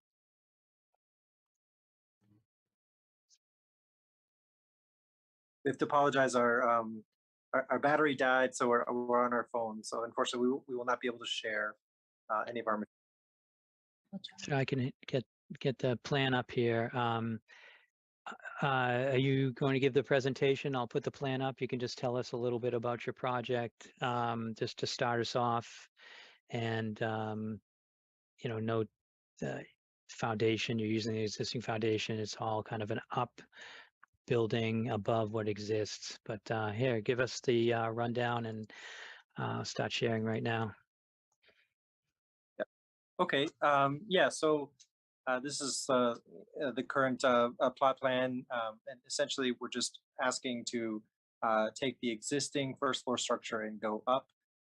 There wouldn't be any foundation work. Obviously, we are within the buffer zone. We have 5 people growing, 3 of them growing in the plan in this space currently. So the other part of this is requesting on the existing stairway on the right side of the diagram to extend that into a mud room parallel to the property line. So I think that kind of, it's our first meeting, so I think that contains kind of the extent of it at the moment. Sure. And there wasn't a plan that actually, I mean, I don't know if they highlighted a plan showing what you're proposing in a different color or something that I missed, or is this the plan, the correct plan that I have up here? This is the current plan. We Okay. have architectural drawings that were submitted. There's an A1 and A2, A1 diagram of the proposed layout that includes the mudroom. Okay. If the commission needs those, I can pull them up, but we don't usually look at the architecturals. So this plan doesn't really show the jurisdictional setbacks. So maybe I'll stop screen sharing, and the questions can start, and I'll pull up the aerial photo at this point and get that ready for the commission to look at. Before we do questions, there was a group that went out in the rain on Monday morning and did a site visit. I don't know if you saw us there with our umbrellas in the backyard, but is there anybody who was there for the site visit that wants to describe what we saw when we were there? Brian, Okay. And yes, it was raining. And by the way, not all of us needed umbrellas. Different point. So we started left-hand side, just looking at the bump out, and worked our way around to the back. We noticed several things along the fence line. We noticed that there was yard waste over the fence to the right of the gate. We also noticed that there is a maple tree, I believe, which is very near the gate, also to the right of the gate. It's the one that has a small birdhouse on it or something. You have some vines growing on that. You'd want to clip those, what have you, so they don't strangle the tree. Additionally, over the fence, but to the left of the gate, you have a large area of invasives. I believe it was garlic mustard, but there's a lot of square yardage there of invasives. A question I would have, changing over from what we saw to that, is are any plans for the patio, or is that going to just stay where it is entirely as it is? Yeah, no plan to change the patio. Okay. Another thing that's not on your plan that you're going to have to add is whatever plans you have for material, both anything you take out and whatever you bring in before it's built up into the house. So just need to know where the storage of that material is going to be. And one other point is in your your actual form for the RDA, section B is called determinations. And I noticed that you checked off E, which has to do with the riverfront. And yet in your project description for this, you clearly stated that it's not a riverfront. So I suspect you meant to choose C and or D. You should check that out, look at it, and or talk to Chuck and get some guidance. But I'm pretty sure E is not the one you wanted to choose. Thank you. And last thing I have to say before I pass it back to Martha, I agree with Chuck. We don't normally talk about architectural diagrams, but I noticed in your one labeled A2, it appears that your right and left, the labeling is reversed because your bump out's on the left and it's labeled as the right elevation or what have you. So small point, I just bring it up for the fun of it, but having said that, I'll pass it back to Martha. anybody else with questions or comments or more information to add from the site visit? Bill, Yeah, just to reiterate, directly over the back fence, we did see that fill, and it was pretty high. And even though it may be thought of as, well, that's off the property, when it's directly against a property line like that, you know, we always draw it to the attention of the applicant. People often will deposit it thinking, I'm not saying you did this, but just letting you know, it's a common mistaken notion that, well, if it's natural material and it goes over the fence in the resource area, it's fine, you know, it's part of nature. But in fact, that's not the case with the regulations. It's considered fill because it alters the resource area. So that's just a little bit of education in that regard, for whatever it's worth. And that's my additional comment, Martha. Thank you. okay. I just want to ask before we make assumptions, is the fence along the left side of your property actually the property line? Yes. Okay. All right. We assumed that was the case, but important to know. Okay, so anything that's outside the fence is actually not your property. It is, I believe, part of Timberneck Swamp. Is that correct? That's correct. Okay. Walter, Curious about two things. First is walking up your driveway, going through the fence, you come to a rectangular disturbed area. Of Oh, the driveway? Yeah, so the rectangular disturbed area is in the summertime, we put a above ground pool, removable above ground pool. And You just yeah, put a little tarp out. yeah, so there's so a it doesn't tarp make mud. that we put out just so the kids with their muddy feet. We don't have the mud room, so we try to cut down on the amount that comes in the house. You know, it's optimistic thinking. Mhm. And then this may seem very trivial, but walking up again, looking to the left, there was a soccer net thrown into some undiscernible area. That was just my fault because I was mowing the lawn and I pushed it out of the way. And normally it's in the middle of the lawn, and that's just, yeah. Thank you. So we just caught you at a bad time when you had just mowed and the soccer net was not in its normal location. Usually it's in the middle, or actually half the time on the street where you keep dragging it back up. Okay. I just want to comment that I was pleased to see that the swing set was as far as you could possibly get it from the wetland.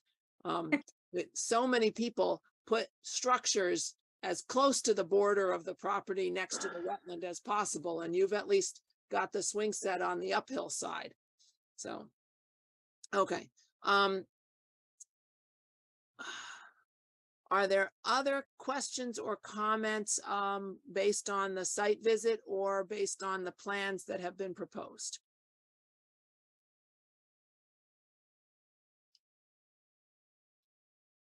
Okay. Not hearing any. When you're doing your construction, where are you expecting to stockpile your materials while they wait to be built? We were planning the driveway. Okay, and that means your cars will be on the street? Yes. Well, we have we have enough room. It is a 3-car. We have enough room. We have a picnic table there. I don't know if you saw it, that we can move out and have that area. So, and I gather that you're not planning to do any digging, excavation for footings or anything, so you won't be doing any soil stockpiling. It'll just be materials for the building. And what about debris from removing anything you need to remove in order to build your second story? Roofing and stuff like that.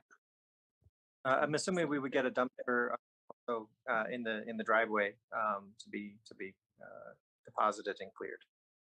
Okay, so you have a very small property.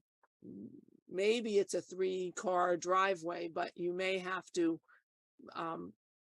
schedule your things. I don't know if you were listening to 18 Whittier, but there was that conversation about the soil, the demolition dumpster has to come and go before the soil stockpile can come, and the materials, you know, because we're trying to keep all of that as far away from the wetland as possible. So, yeah, you will have to schedule things in a careful manner. Okay, Chuck, do you have more comments?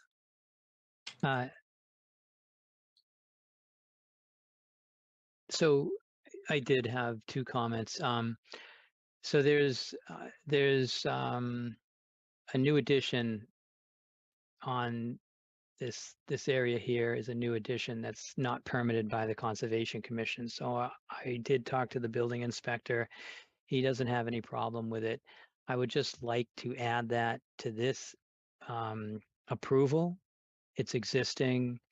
As my understanding, the Kearns bought this with this addition on it. And by adding it to this, at least the commission and the Kearns can say that they have an approval to have this in this location. And the next administrator won't call them out or call out the next homeowner and say, hey, that's not permitted by the Conservation Commission. Mhm.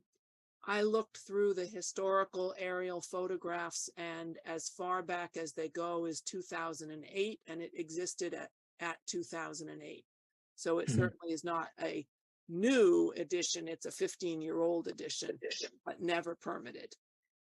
Yeah, so I think the history is that it was a deck on that side and that received permission, but it turned into a full, 4-season room at some point. And that's where permits kind of weren't approved or given. Again, the building department is okay to move forward and just from here and not be concerned about that. I just want to make sure that we have noted it somehow in our line of permits for this property.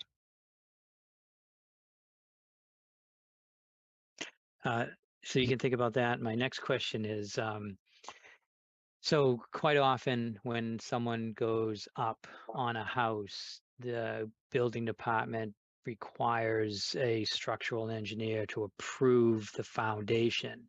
And if it's not approved, different things have to be done to support it in such a way that you'll have the strength needed. So I'm not sure if that happened or not, but if additional work is needed on the foundation, you would be required to come back to the Conservation Commission and gain further approval. Understood. Yeah. Hi, can everybody hear me okay? Yeah, we can Yes. hear you, John. Yeah. Hi, sorry, I moving into a new office and things are a little bit hectic. So I'm on a laptop right now instead of the big desktop. Yeah, we'll definitely have a structural engineer come out and take a look at the foundation. We feel like it's fine. And the way we're supporting the second floor is with I-joist, so there's no bearing wall there. So if there needs to be any additional work, like Chuck was speaking about, we'll be sure to go back to Chuck and maybe back, and of course back to the board. But we don't anticipate doing anything outside of the existing foundation to support that. That's second Yeah. story. I get it. It's happened before where Sure. after they took a look, more additional work needed to be done, and we were last on the list to be notified. So I just wanted to bring that up. Yep. Because it's something I've learned while I was here in Reading. But that approval is all about the building department, and it doesn't have anything to do with us. But Okay. that's all I had. So Martha. Can I just add one thing? Sure. Excuse me, Go Martha. Usually there's a list of guidelines and we sort of been working with Chuck. Actually, Jordan's been doing all the legwork. But if we want to make sure that we have a list of concerns around where the wetlands are, that we could also put on the contract for the contractor, silt fence, the other stuff, all of this kind of thing. So we can make sure that they abide by that. That would be great. That's right. Exactly. That you would be required to install a silt fence at the limit of work. And so with an approval, there would be a pre-activity meeting. And at that pre-activity meeting, if there was some concern about where the silt fence could be placed, that's something that I would work out with a homeowner or the contractor at that point. It Okay. has a lot to do with how much that room they need. Right. So the driveway side's not a problem. I don't know what amount of work is happening over the addition, the unpermitted addition, but if nothing, you could go right up against it on that side and at least on the lawn area. And then, of course, we'd have a condition that would require you to clean up any debris that's been blowing around daily. But that's what happens. Typically, we do ask that the plan shows a erosion control fencing, but this is an RDA, and these things can be, added. It's up to the commission. We're just talking here, but the commission will have certain requests before we take the next vote. So, Okay. Martha? Great. Thank you. Sure. I'm just concerned that the sunroom sticks up to 19 feet away from the wetland, and I know it's been there a long time, but I'm wondering if we're adding that into this project, whether we could ask for any mitigation for the fact that that sunroom is coming so close to the wetland, and possibly some invasives control or some native plantings to make up for the limited amount of buffer zone that we're left with. Is that something, Bill or Chuck, you might have thoughts on that?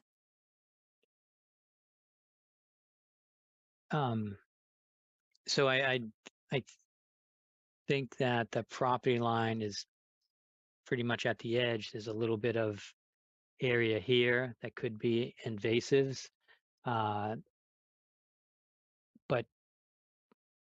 I know we have had other properties that are right up against the wetland and up against a conservation area where we allowed mitigation to be done actually on the conservation land. Is that something that could apply here or not? I'm not sure. I'm not sure what's out there, and if things are needed. There have been people and homeowners in this area that we have allowed to plant in, Timberneck Swamp. This looks more like a vegetated buffer strip to me than something that's extended into the swamp area. It's a wetland. I don't usually call them swamps, but this is called Timberneck Swamp. So I think that could be something to think about, that type of mitigation. You also had the Oriental bittersweet. You mentioned there was like a Vermont vine wrapped around some tree. Typically, that's what it is that needs to be cut. That's invasive removal also. Yeah, I was specifically thinking about sort of just to the left of that blue hand that's shown on the screen. There's a patch of garlic mustard and other things just outside the fence. Oh, right in here. Yeah. Well, it's your land. You can allow them to do that if that's something.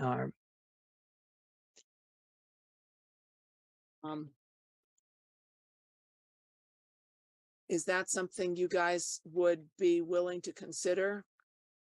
We'd be happy to go in and cut down some of the bittersweet from the maple tree, and my son loves to use the clippers.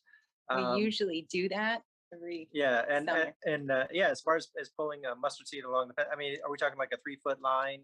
I know there's some yard waste there that was indicated that we could clear out as well along the fence line. So if there's anything along that line that we can pull for you. Yeah. And if you don't know exactly what garlic mustard is, I could make an appointment to come over and show you what I'm talking about. That'd be great. Okay. Make it an adventure. Yeah. It's most easily identified in the spring by its white flowers, but it's got seeds on it right now, so I can show you what it is. Okay. All right. I saw Brian's hand up briefly. I was just gonna make the point about making sure they got the right stuff. You made that point. Okay. All right. Anybody from the general public who is here who has questions or comments on this project? You can use the reaction button at the bottom of your screen and then the raise hand button inside there. Okay. Chuck, do you have anything else? No. I'm all set to tell you the list of conditions as I wrote them down during the meeting, but outside of that, no, I don't have any other questions. I'm assuming that we should not issue today. Do we want to hold off and close next week, or 2 weeks from now, or Or do we want to wait to close? Are there any homework that we need done before we can close? Any more information we need from the applicant? Brian, I think it would be useful if they had a chance to think through what the logistic would be of, using the space with the 3 cars for dumpster for material removal, and stockpile for material to be put in there. It seems like that's going to be some logistical funds, so maybe a little chance to go through that and be sure of their order of conditions. Order of operations, I think would be good. I think, there isn't a contractor chosen yet. So we're kind of looking towards the board for some guidance on some of that. And like I said, that we can not just relay it to the contractor that we do choose, but it can become part of the contract. So they won't, as far as saying, okay, you're working from, I don't know, let me just use any time, 8 a.m. to 4 p.m. We're parking on the street here. If you do have a dumpster that's removing, like we talked about, some of the roofing and other materials, it'll be there for 3 days and then moved out or stuff like that, or maybe even a day. But that's where I think some of the guidance would come in where we don't have a contractor yet, to understand what their schedule would be. I don't know if that makes sense.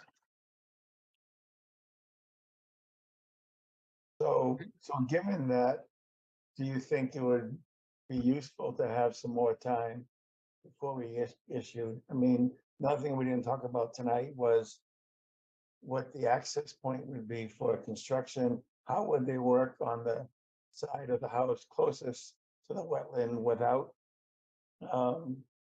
having things spill over into the wetland there? So it just seems to me that in particular, the removal of material, then bringing in material to be used and doing all that in the space that you have. Also the cars, that may require some juggling you might want to think through.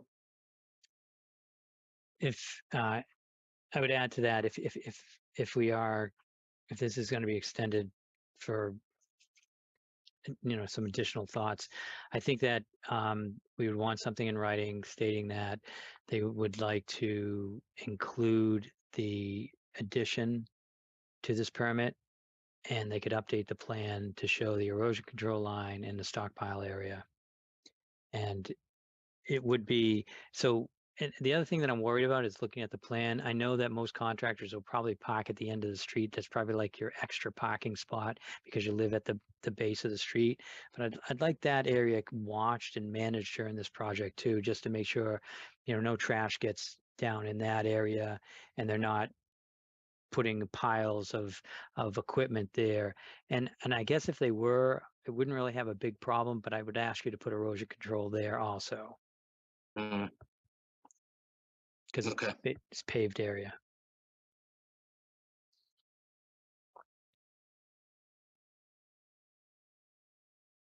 Bill.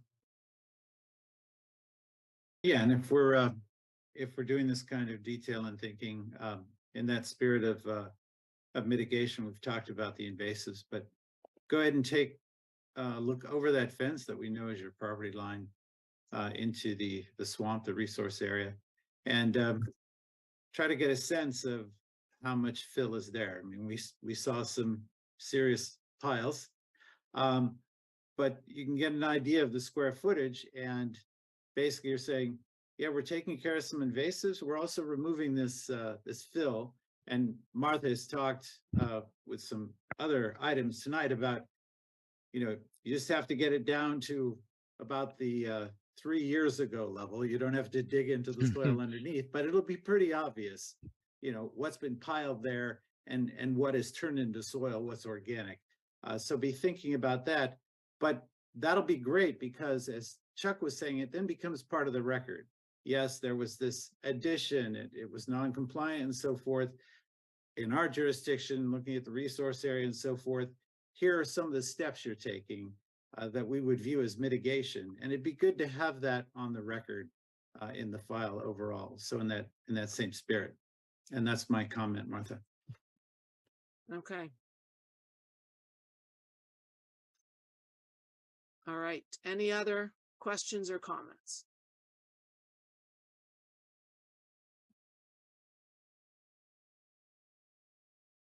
I guess my question would be, is it all right to the applicants if we continue this to the next meeting? Sure. So Martha, so I'll make a motion then? Okay, and then do they know what they're bringing to Chuck before the next meeting for us to look at? Yeah, so they're going to, it sounds like you're going to just write another narrative or add to the narrative you have about removing the fill over on the other side of the fence for mitigation. You know, this all has to do with that unpermitted, you know, that unpermitted addition. You're going to cut the vines, the Oriental bittersweet that are growing around. This doesn't have to happen right away. This is something that's going to be ongoing. It's one of those things where you cut them, and you don't just cut them. You actually have to take a foot off each one if they're big. If they're just tiny, you can just pull them out.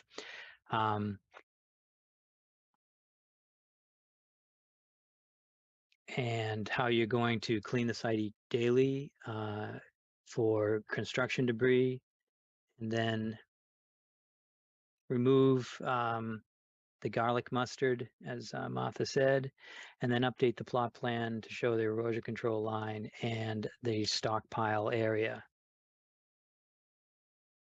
That's what I have. If there's anything else, please speak up, commissioners. I think you also mentioned including extending the erosion control along the end of the street. Yeah, if it started to be a stockpile area, I'll write that down too. Okay. All right, so at that point, I'll entertain a motion to continue. This is Brian, I'll make a motion to continue 7 Heritage Drive to July 26th. This is Bill McCants. I'll second the motion. Brian Bowe in favor? Walter Talbot in favor. Bill McCants in favor. Andrew Gibbon in favor. Martha Moore in favor? Tony Rotalakis in favor. Okay. All right, thank you so much. All right, thank you. Thank you. Okay, That information, we need it before Wednesday of next week. Thank you. Appreciate it. all right, I don't think there's any vote to take on Meadowbrook tonight, is that correct? That is correct. Okay, so we're on to old new business. So Chuck, what do you want to tackle? For old new business, I just lost my spot here. I don't even know what happened. For old new business, I just wanted to mention to the commission that Linda Connors has decided not to be an associate member of the Conservation Commission. So I just wanted to let you know that she has sent her resignation to the clerk's office. So we don't have any, I guess, associate members at this point.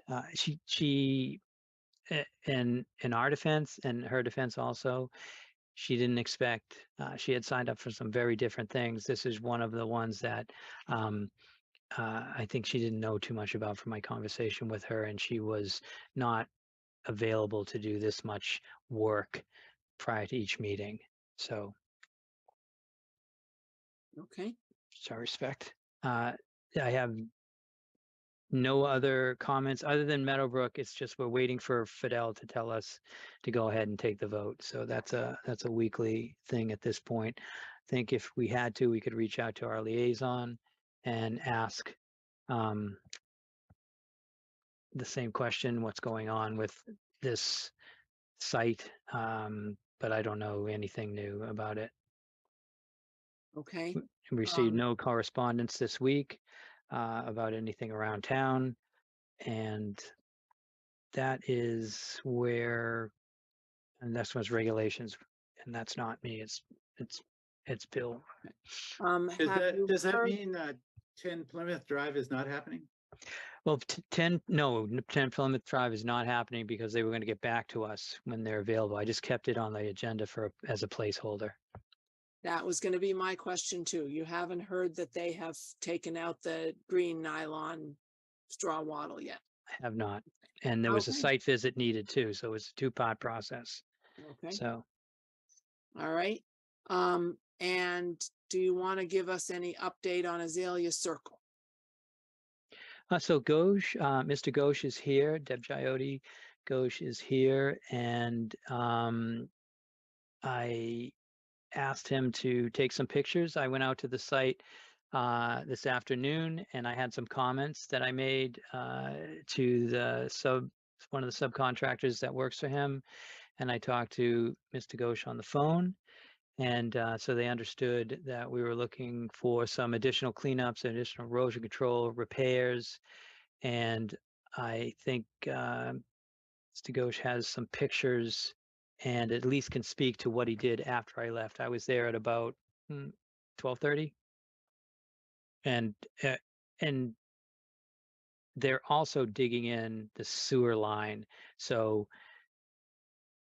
there's a lot of action going on the site. But the erosion control you could get to the debris that was kind of between the driveway and the storm drain, and the site seemed clean.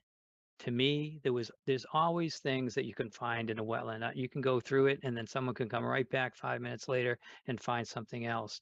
But there wasn't huge piles of problems as far as I was concerned. So, Mr. Ghosh, are you available to speak?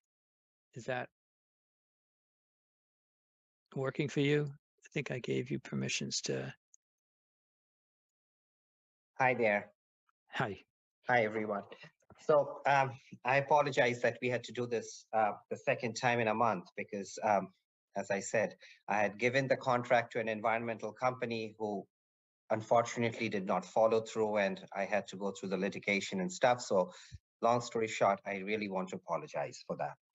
So yes, there is a sewer line and water line that's being excavated right now from the street into the property. So that was there. So I wanted to share a few pictures, if I may, to see. I spoke to Chuck around 2 o'clock today, like he visited the site. After that, I spoke to him around 2 o'clock. And there are a few of the things, as much as I could, I was able to take care of. And we can go from there, what needs to be done. So is there a way that I can share? If you know how to do it, yeah. It says share screen on the bottom of the screen. Yeah. You're all set? Can you, okay. So, all right. So I just wanted to share a few of the pictures. So one of the things is that you said that I tried to clean as much as I could, but unfortunately the side of the street, this is the side of the street, and I tried to clean as much as I could and brush it up, but unfortunately there is construction going on. They're trying to bring in the water and sewer from the street, so it is not a very pleasant sight at this point. I don't know, just give me a second. Sorry, I don't know what just happened. Oh, okay. Regarding so if I can just show, the reason is something like this. So if you see that they're bringing the water and sewer, it was blocking there, so things were falling, but I tried to clean as much as I could, but it was kind of getting difficult because if you see where I'm pointing to right now, there is water and sewer collection. So they were trying to clean up, and I tried. It's much better shape, but by this week, I'm guessing by tomorrow or day after, we'll pave it and it should be much cleaner. Okay, so Chuck had said that there was some hay. The reason for the hay that was lying there was because at the back of the property, I had actually pulled in the silt fence much closer to the house. because we really didn't go that far. So some of the hay was lying there.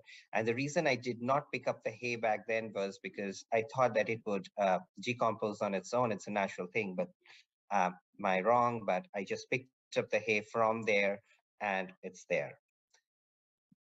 The third thing that, okay, so I did some plantings. I'll go over the plantings that I did. I tried to put in near screened loam. And one of the things that Chuck mentioned was that regarding the installation of the silt fence, I put it right where it was. And when it was put in first, it was done in front with the hay bale and with staked, and then behind that the silt fence was put in. Now this is a conservation property, so there we never actually did any kind of cutting a trench or anything like that over there. So we just left it the way it is, and we tucked in at the back at most places. I'll show you some pictures or some support with some wood to make sure that the erosion control stays in place, but we have not dug in a trench. From the front side, if you see it over here, we dug in the trench in the front, and then we tried to tuck in the silt cover over here, but we never did anything there. We tried to do this today. It's a little bit tricky because we don't want anything to go on the other side. And it gets a little tricky. So I'm looking for options, what you guys want me to do. Do you want me to put something there or grade it accordingly and take care of that? Okay, this picture. Oh, sorry, this I've already shared. Now, in few places, what I've done is if this is the stake, I've actually nailed in some wood so that it remains stable. And there is a hay bale on the opposite side. So I thought that that should take care of any erosion that could possibly happen, because on the other side, there is a hay bale, and just to keep it stable and not go in, there is a wooden plank that we have nailed to make sure that nothing happens. And this is there are a few places where it happens. Most of the places it looked very stable. I understand where Chuck came that the wind might cause it, but most places it was okay. But in a couple of places it was not. So in front of it, I've tried to, the tricky part is if you enter the property at the very start, there is a big topographical change, and that is how it was. So the company that I'd hired had initially, as you all know, had put in ripraps to prevent any erosion, which was not allowed. So we removed the ripraps. I've tried to clean everything from there, and I've put in screened loam and started planting and then I'll probably go over whatever you guys suggest for ground cover here to stabilize the soil. Now, that's all that I had, but I'm open to whatever you guys suggest for me to go. And I've registered Chunk. I hope you received that, right? I've registered it and then I sent it. Yeah, you recorded the old extension that Yes. we issued. Yes. So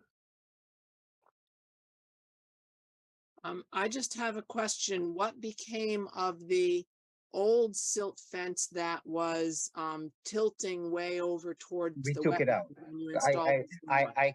I cut out all the black pieces. And most of the stakes were whatever were there. We took out, and some of them the stakes were very difficult to pull out. So we did not pull out. I just cut the black plastic thing, whatever is there, and we just kept. If you still go there, you'll probably find sometimes there is 2 stakes and stuff there. Okay, but you removed as much of it as you could. Yes.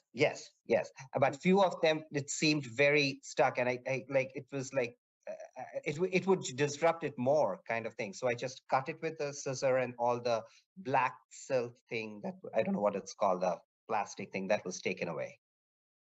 Brian.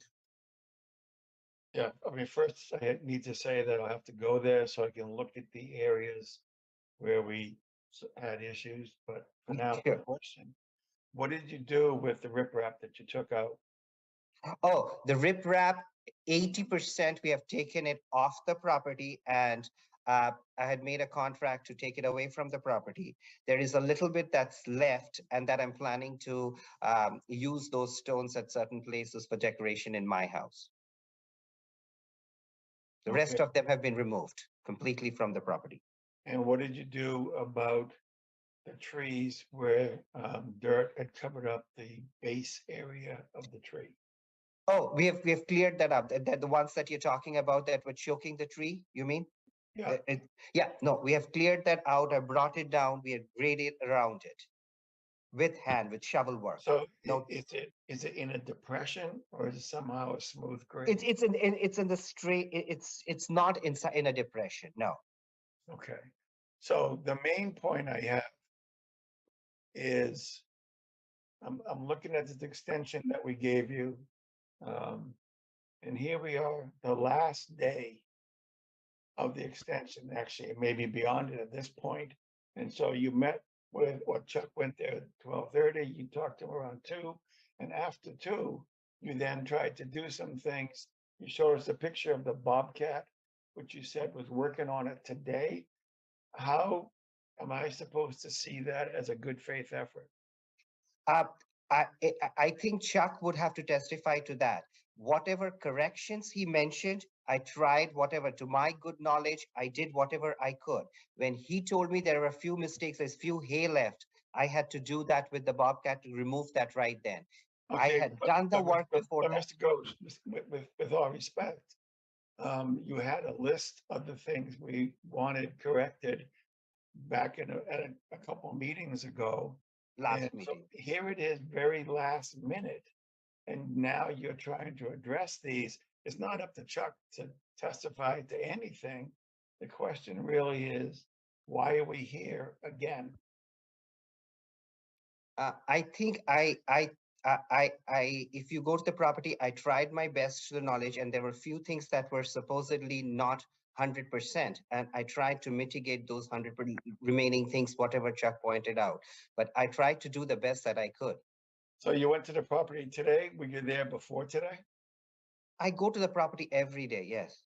And there were few, like he said that there was like, I had pulled in, for example, I'd pulled in the silt fence closer, and there are few hay that I had left. I thought it was okay to leave the hay, but Chuck told me to remove the hay. So I removed the hay. He said that there is a small gap there. So I said, okay, fine. Wherever there is a gap, we'll put some soil and just tuck it in. So small stuff that were left, I had tried to do.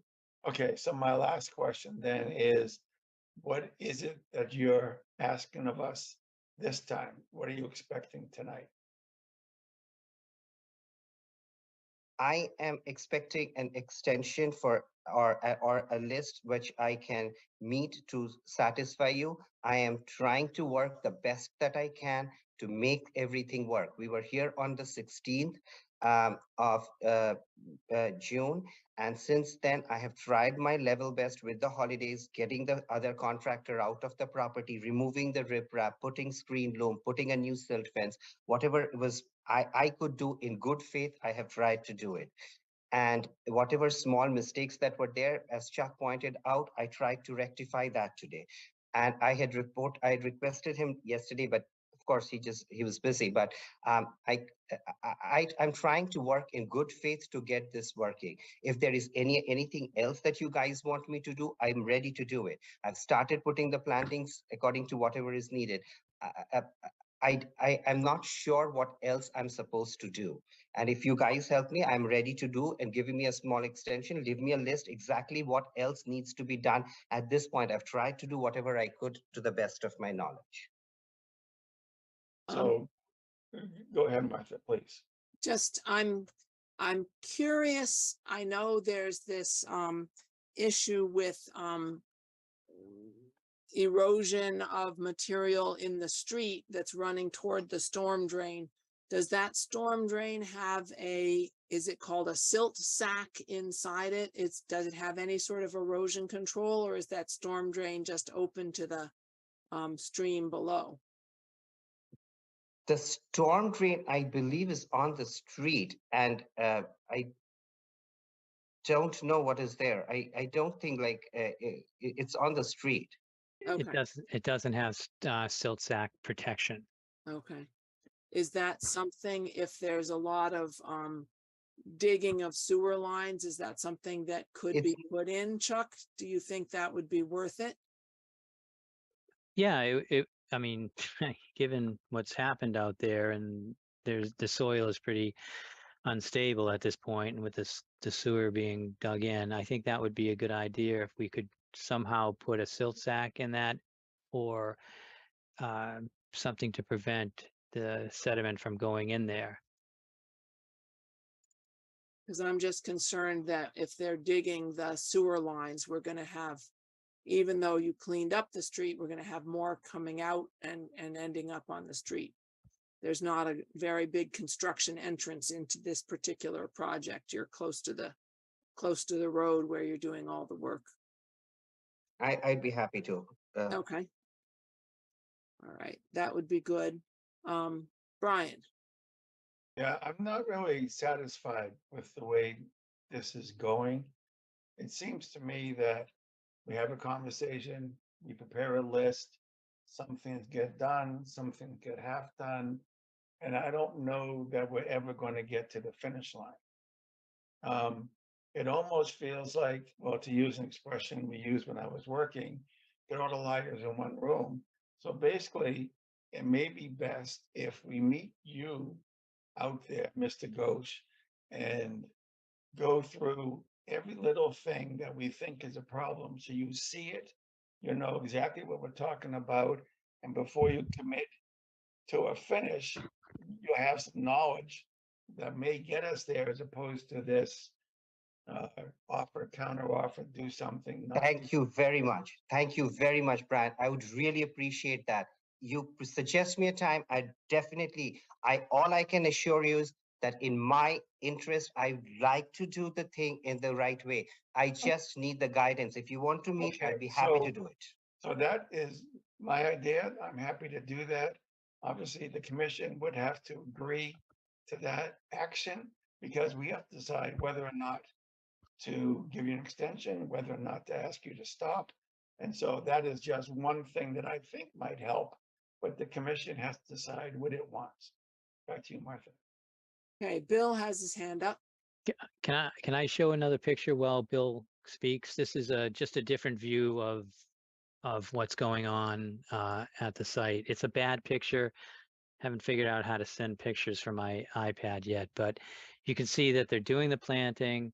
They have removed all of the riprap that Martha was worried about at the last meeting when we discussed this. There's topsoil here, and there's a definite line of silt fence that has been changed out. This is leaf litter right in this area. Tree, leaf litter, pretty much natural soil. I think that my concerns were there was some places on this silt fence that weren't in the ground and things could get underneath them. So my comment to Mr. Ghosh was that he get some straw wattle and lay it along the back side of this to prevent anything that was coming through in those areas that were not connected to the ground. He said that is something that he would do. But as you can see, the site has moved forward a lot from what the pictures were before. I'll stop screen sharing. Thank you for sharing that with us, Chuck. Yeah, and that's actually where I was going, Chuck. I'm not discounting any of the concerns Brian has shared, but I did want to say that based on the photos I've seen tonight, there's a lot more progress this time than last time, where frankly there was minimal progress. Brian is absolutely right. We're not where we should be, but from my point of view, I have more optimism that we're getting there. And I'd like to endorse Brian's proposal to meet with Mr. Ghosh to talk about what else is there. But based on what we're seeing this time, yeah, I think there's more cause for optimism than we had before. And that's the comment I wanted to make. Thanks. I'd be happy to delegate authority to Brian to go and meet with Mr. Ghosh. If Chuck is available to meet at the same time, that would be even better. This is not a good time for me to figure out a time that I can go. So if you guys can take care of that, I would be happy to see that. And my notes say straw wattle behind the silt fence and add a silt sack to the storm drain. I don't know why we didn't think of that a month ago. But does that all make sense? And with that, can I have a motion of what to do next? So before we do the motion. Actually, Martha, this, I'm sorry to Sure. interrupt. Martha, this Tony. is Tony. I don't have the ability to raise my hand, but I'd like to Fine. ask a question. Go for it. I don't know the entire history of this particular project, but it seems to me that the board is getting very involved in the minor details of what needs to be done and what doesn't need to be done over the course of several meetings, at least, that I've been involved in. And I'm just wondering if that's an efficient use of the commission's time and the commission members' time. There are professionals who understand what the requirements are.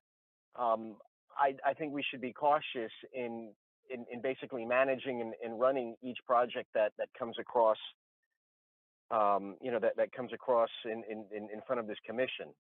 If Brian and others want to go out and make one last effort to try and wrap this up, I would certainly support it. But I just wonder if that's really our responsibility. Good point. As opposed to perhaps an environmental monitor on site. Bill. I certainly see your point, Tony. I think though you have to consider this. We have to take each project individually. Each has its own circumstances. The fact is, our only other option under the law is to say that a new NOI would have to be filed. That is certainly not necessarily going to save the commission time. So I understand what you're concerned about management. I'm just saying we need to consider what the trade-off is. And are we in a better place in terms of our use of resources and getting to the goal line by freezing the project, requiring an NOI to be filed for the remainder of the project? That's really the question at the heart of this particular project that needs to be kept in mind as we decide what's the best way forward. That's my comment. Thanks. I would just ask that the homeowner understand the effort, the considerable effort that members of this board are making to assist him when really it's much more than necessary. I truly appreciate it, but just wanted to put out that this project was actually handed over to an environmental company who had promised. I can actually have a litigation with them because they have left me in this situation, and I finally had to do it. And I can provide a letter from my attorney and I had to sue them because I had hired an environmental company to do this, and they had left me in this situation. So I apologize on his behalf, but I appreciate that. Thank you for helping me out on this. But this was definitely not my intent. Okay. So I have one last thing to say, which is I'm perfectly willing to go out there. I do think that Chuck needs to be there. I would much prefer not be in a one-on-one situation. I'd prefer to have it be verifiable. So Chuck, basically it's up to you to pick a time in your busy schedule, and then I can make things happen. Anytime next week would work for me, unless there's a condition that this happens prior to extending the order of conditions. So Monday's free, Tuesday in the morning or after in the morning till 10 or after 12. Would it be possible for us to extend it just to the next meeting? We go out there to look in the meantime. That keeps a sense of urgency on the whole endeavor.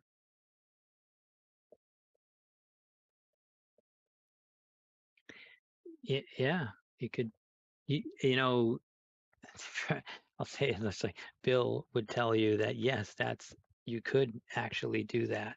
I'm just wondering if it's practical to do that. I do see a lot of improvement.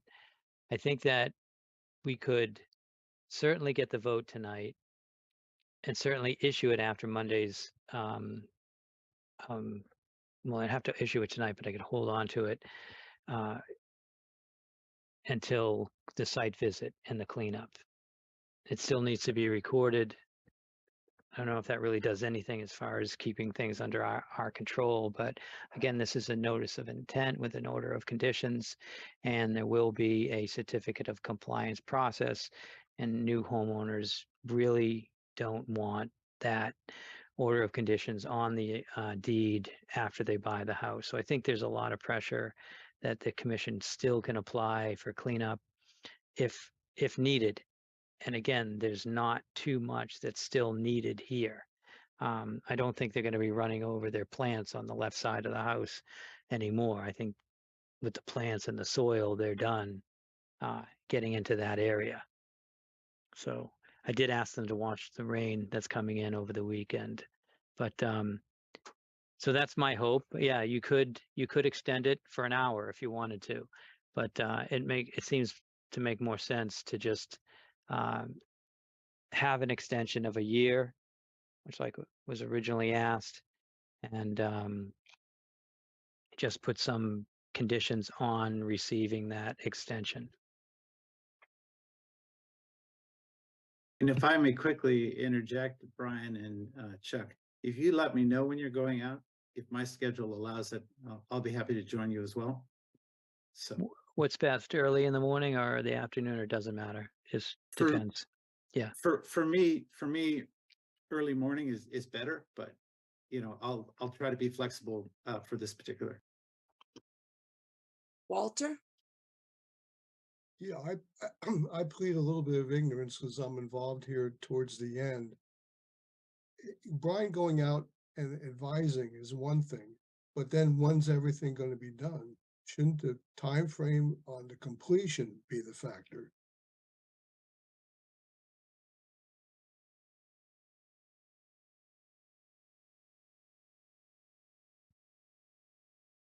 A lot of things have been completed that were not done earlier. But that is true. If there is silt sack to be added and straw wattle to be added, do we need a deadline to get those accomplished? And anything else that might be discussed on site? Yeah, well, you could. I mean, you could definitely set a deadline. You could do an enforcement order. I just think that Mr. Ghosh is available, and the team is mobilized out there. The old contractor that he was working with that was giving him quite a problem is not there. I actually know the person that he's now working with, and I don't think he's going to have the same problem. So I'm not worried about moving forward with a little bit of faith as far as getting things done. Again, we have the certificate of compliance process. We have enforcement orders if needed. Yeah, I think that, and I also worked with Mr. Ghosh on 443 Main Street, and it ran quite differently than this. It's almost surprising that these are like night and day, how these two projects are different. So I do have to somewhat believe him about his contractor problems, and that's probably what caused most of these issues. So anyways, as a matter of fact, I think he has the old contractor's machinery blocking some of the work still. Yes. If it suffices and if I get an extension, which I truly appreciate, with a condition that I'll finish it within a certain period of time, I would be happy. My attorney is ready to send out the letter that I have sent out, because he did not let me go inside the property or anybody else work in that property. And if you still go there, you'll see his excavator parked there, occupying the in front lawn, and nobody can do anything about it. So I'm kind of in a situation where my intent is to rectify and but it's a tough situation. But I'd be more than happy to get an extension within a date when this would be completed with all the details, and I'll be happy to follow through. Well, let's pick a daytime to meet out there then. It sounds like the morning would be better. for me, any morning but Tuesday would be fine. Any morning but Tuesday. Monday morning seems good. Mr. Ghosh, I'm gonna let you know that you know what we're asking for. Don't wait until Monday. Get Straw do- wattle and silt sack. Exactly. And then the silt sack goes in the storm drain. You pull the cover, you pop it in, you drop the cover back on top of it. You guys have the machinery out there to do it, Yeah, or yeah. the new contract that you just hire would know how to do it. But don't wait until Monday, because I think your time frame is going to be something like get it done by Tuesday or Wednesday, and certainly wouldn't be extended by the end of next week. I'm not asking you to finish your project. The commission's not asking you to do that. We're only concerned about the cleanup, the erosion control, the debris heading into the storm drain. That was the list. Picking up the trash. Maybe you can walk through again and pick up the trash prior to the commission getting out there on Monday. Okay. And I just have a quick question. Considering my limited knowledge, I hope these silt sack and straw wattle are readily available, and I don't have to order them somewhere to get them, and they take time. Today I tried with the straw wattle. I couldn't get them very easily from anywhere. So I don't know. I'll try my best, but if they're readily available, I'd be happy to do it maybe this week itself. Yeah, I will look now, but the commission can continue on. I'll just look quickly. Okay, And I just want to say, I can join Brian and Chuck on Monday morning. So just a suggestion, 8:30 seems to be the usual time we meet. Would that work for you, Mr. Ghosh? Yes. Any time that works for the commission is going to work for me. All right, so I would entertain a motion to extend the order of conditions for a year, contingent upon the result of the meeting on Monday with Chuck, Bill, and Brian, and Mr. Ghosh at 8:30 at 50 Azalea Circle. Anyone willing to make that motion? Are we able to do an extension contingent on something, or we either make it for a year or not? And then our options would be enforcement letters or something.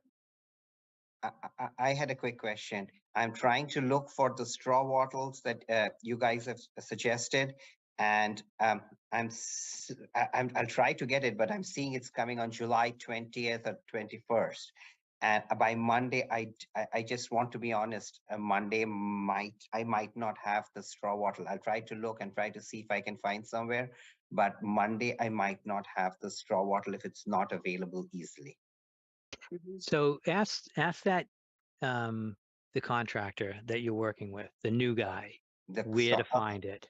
Okay. He'd probably be able to source it right away. But don't get locked into straw wattle. You could use mulch sock. You could put hay bale back in front of those areas. Okay. You could, you have options.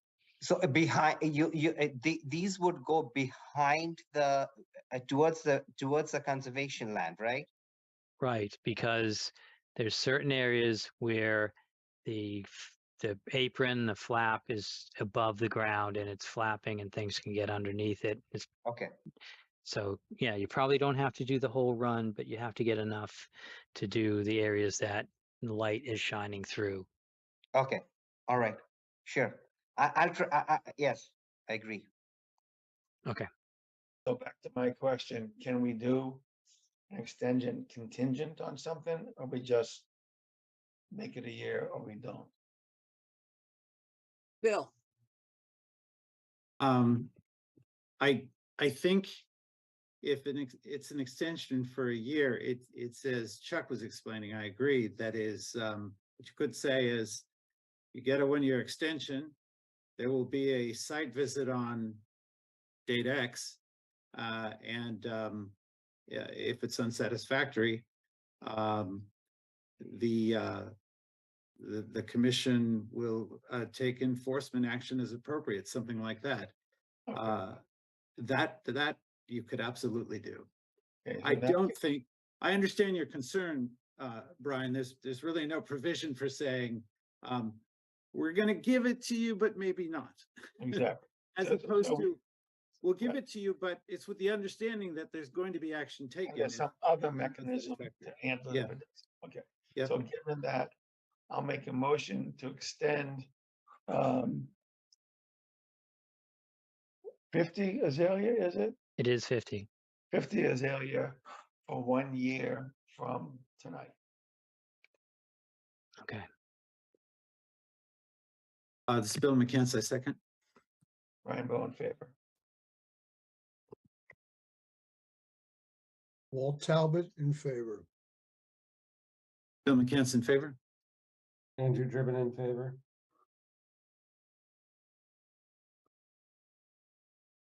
Martha Moore in favor. Tony Rotalakis in favor. Did we all vote? Yes. All right, I was writing and not paying attention. Sorry. All right, 600 it is. You have your 1-year extension, and on Monday morning, July 17th at 8:30, the 4 of you will meet at the site. And hopefully by then your contractor will have found you some straw wattle and a silk sack. Yeah. Awesome. Okay, thank you very much. Okay. We have minutes for approval. Oh, before that, the Thank next DPW meeting is August 1st, and I'm available to go. Is there anybody else who wants to come to meet with me and Chuck? Brian is offering. Okay. And we have minutes for approval from June 14th. Did everybody get a chance to read them this time? So can I just add something, just backing up a step, the monthly meeting, if you notice something in town, this is what it's really about, and you have a question, just email them to us before that date and we can ask the DPW to look into it or do something about it. So it's kind of an eyes and ears thing. Okay, minutes.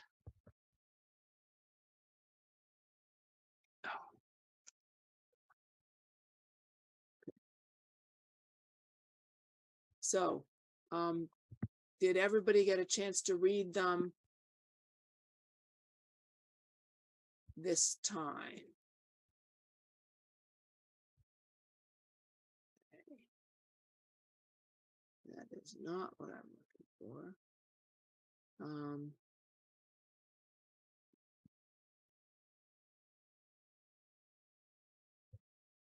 Right. I had a few issues with the June 14th minutes, not to complain because we have somebody new doing them and I'm very grateful for that. But I noticed that it did not list Carl Saccone as being not present. So we should add that information. Ann Martin's name was misspelled. It should be T-O-N, I believe.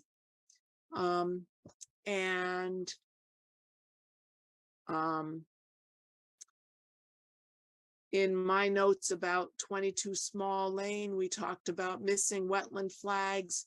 We talked about insecticide and glyphosate stored under the deck. And my notes said the move to continue was by Brian and seconded by Andy. So I think that was incorrectly written in the minutes. After 18 Small Lane, they said COO, but it should be COC. And Bill abstained on both of the votes about the January 25th meetings and the February 22nd because he was not yet a member of the commission. So the vote should be 4-0 with 1 abstaining. And just a note that we're supposed to say when we vote by roll call on a Zoom call, the minutes should reflect and say the votes were made by roll call vote. And I learned that at that open meeting law training at the town hall.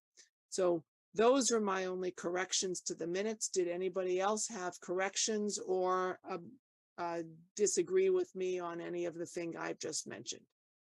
Andrew? No, that's all sounds good. Thanks. And yeah, I appreciate whoever did these. So that's all good. On the Simon's Way Exploratory Committee, rather than say do not have an exact update, I think I gave a brief update, just to spin it in a more positive way. And I think we could just get rid of not much has been discussed. That doesn't help anything. So let's change it to Mr. Driven gave a brief update. So Chuck, are you able to submit those corrections? And I sent you mine as an email. I'm happy to send them again if that would make life easier. No, I have those. So the way this is working is the first draft is it will receive that from the staff person, but any updates I have to do or any corrections, and I would like those by email. Although I could have just, the way you did it, I could have just reviewed this recording, but email would be best. And Andy, I can remember yours. I made a note that was short enough. Thank you. Did anybody else have any corrections to the June 14th minutes? Can I have a motion to accept them? This is Brian. I make a motion to accept the minutes from June 14th. Thank you. This is Andrew. I'll second that. Brian Bowe in favor. Walt Talbot in favor. Bill McCants in favor. Andrew Driven in favor. Martha Moore in favor? Tony Rotalakis abstain. Chuck has a question. I just want to back up one to bills that need to be approved I as soon as can't we're vote. ready. You Oh, are we finished the vote? I'm sorry, I can't vote. I wasn't an official member then. But were you attending that meeting? I think you attended that meeting. I did. Okay, so I think you could vote since you attended the meeting. Fair enough. You Thank have a quorum. You have a quorum without him, so it's fine. Okay, so should we go 4-0-2 and have 2 abstain? Yeah, I think that's Walter's preferred method of Okay. getting through this, right? Yeah, no, I think we have a quorum, so it's fine. Okay, 4-0-2 it is. Okay. Is that all set? So we do have a bill for once in a year, every once a year we have a bill. So MACC has sent us a bill for $809, and that's for our membership. And so we're going to change this up a bit because there was a request made by Bill McCants that we have a subscription to the e-handbook. And so each one of those is $20 each. I don't think we need one for each member. I don't know what they did in Belmont, but seems to me that some people will use it and some people won't. But if we got 2, that might work out. So an extra $40 towards the handbook, and then with the membership that they have is not correct, but the number is correct. So I just have to remove John Sullivan and bring Tony up to a full member, and the rest,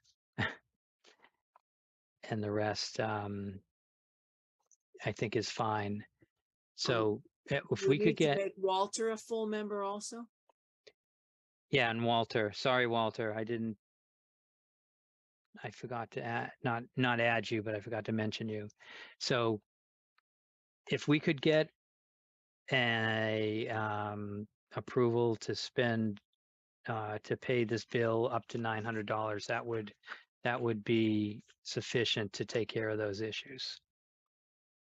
Can I just say, so first of all, Chuck, you're absolutely right. It was not the whole commission in Belmont. It was there happened to be 2 attorneys on that commission at the time, and we had that specific interest. You have access to two, it's because there's someone else in the commission that thinks they're going to want to have regular access to the handbook. I'll let you all know. I recently finished reading the entire 10th edition. It's hundreds of pages long. It's very complex. Because I'm a lawyer for a living, this is what I like to do. I'm happy to do it on the commission's behalf. Keep up to date on that. So the real question is there somebody else who wants to have regular access to that handbook? Or are you satisfied that, I'd volunteer to have access to it on behalf of the commission and could look up things and so on and so forth. So I'm just putting that out there. So the other access was for the office. And then great. that's the one I was going to, when people wanted, they would contact me and I could give them the codes and whatnot. So that's how I was thinking about it, unless someone has an objection. Now, I use the handbook quite a bit, and when it was free, I really liked using it because there's a lot of things to look up for sure. Okay, I'd be happy to have both the office and Bill have e-handbook memberships. That makes sense to me. So, any objections? Can we have a motion to approve up to $900 to pay for the annual membership, which entitles us all to go to the conferences and discounts on online trainings and things like that? Lunch and learns, yep. Yep, that's So all. this is Brian. I'll make a motion to approve up to $900 for the bill for MACC, including Walter Talbot. This is Bill McCants. I'll second the motion. Brian Bowe in favor. Walt Talbot in favor. Bill McCants in favor. Andrew Driven in favor. Martha Moore in favor? 20 there. We're waiting for Tony. Tony, are you hearing us? Oh, he must have. All right, well, he's there, but he's having connection problems or something. So we're gonna just call it 5-0 at this point. Okay. It is almost 10 o'clock. We were hoping to have some time to review the regulations. I'm gonna suggest maybe we wait on that for a future meeting. Bill. Thanks, Martha. Yeah, that's fine. I just wanted to say, as you know, we've been very busy each meeting. We'll eventually get to these regs, but it'd be a time saver if you look at them. I've highlighted the really important stuff, but I want to assure you all, when you do read these, know that they're informed by the fact that it talks about the 40 towns that I looked up, and I read all of their regs. Some of them are quite long. As I mentioned, I've read the entire MACC handbook 10th edition, just to bring myself completely back up to speed. I've read over 55 court cases, both state and federal, that relate to this area. So I want you to know the language that's chosen is all very much based on not just what other towns are doing, but what MACC recommends and what courts tend to find acceptable. So I want you to know none of this language was pulled out of the air. It's footnoted, so you know where it came from. And you have a chance to look at this. It will just save us time, because as we all know, we're likely to get to this late in a meeting. So that's what I wanted to say. Thanks, Martha. Yeah, and I will say I read Martha, through could you it. tell me, And, yeah, I'm sorry to interrupt, but would it be worthwhile to have a separate meeting just on this topic? let's hold off on that for another meeting or two and see whether we can actually get it in. And if we never manage to get to it before 9 o'clock, then that might be a good idea. Yeah, Tony, I'd let you know that the amount of permits has dwindled down to one per each deadline for the last two. So I think after our next meeting, there may be time to put it actually on as a time number on the agenda. So within 2 meetings, or at the most 3, I think that we would be able to discuss this. And it seems to be zero small lane that is going to take a lot of bandwidth for the commission and take a lot of time when they actually get here to kind of sort through that. So, and then to get out by 10 o'clock, I think saves all the members from jumping ship.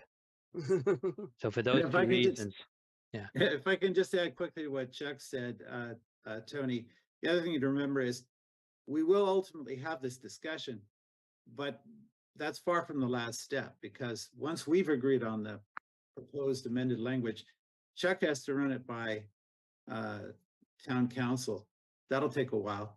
Then it comes back to us, and then we have the public hearing. So there's lots of bites at the apple here.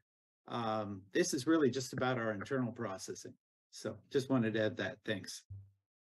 Okay, and I just want to point out that when I was reading what Bill sent us, my impression is he is not making any actual changes to what we do or what the policies are. He's just cleaning up the language. No So matter what I ask, say that again, Brian. no matter what I ask. You ask great questions, Brian. And if you were a legislator, you can go to town. Yeah. Hey, yeah, Brian, I was going to tell you to look into, I didn't put it because we were so close to the meeting, but section 3C1, it mentions isolated wetlands that are 500 square feet, or we protect isolated wetlands down to 500 square feet. You're right. Okay. Never mind. Okay. Yeah, actually, Reading has a lot. It creates a lot of additional resource areas, which it has the right to do, which we'll discuss, but it's a great thing. So, Yeah. Okay, so it's nearly 10 o'clock. And can we wrap this up and have a motion to adjourn? This is Brian. I make a motion to adjourn at 9:56. Tony, I second that motion. Thank you very much. Thank All you. in favor? We've all voted yes. Okay. Yeah, thank you, Tony, for the extra effort on your vacation. Yeah, thank you, Oh, Tony. you bet. Yeah. My pleasure. All right. Good night, everybody. Okay. All right. Good night, everyone. Take care.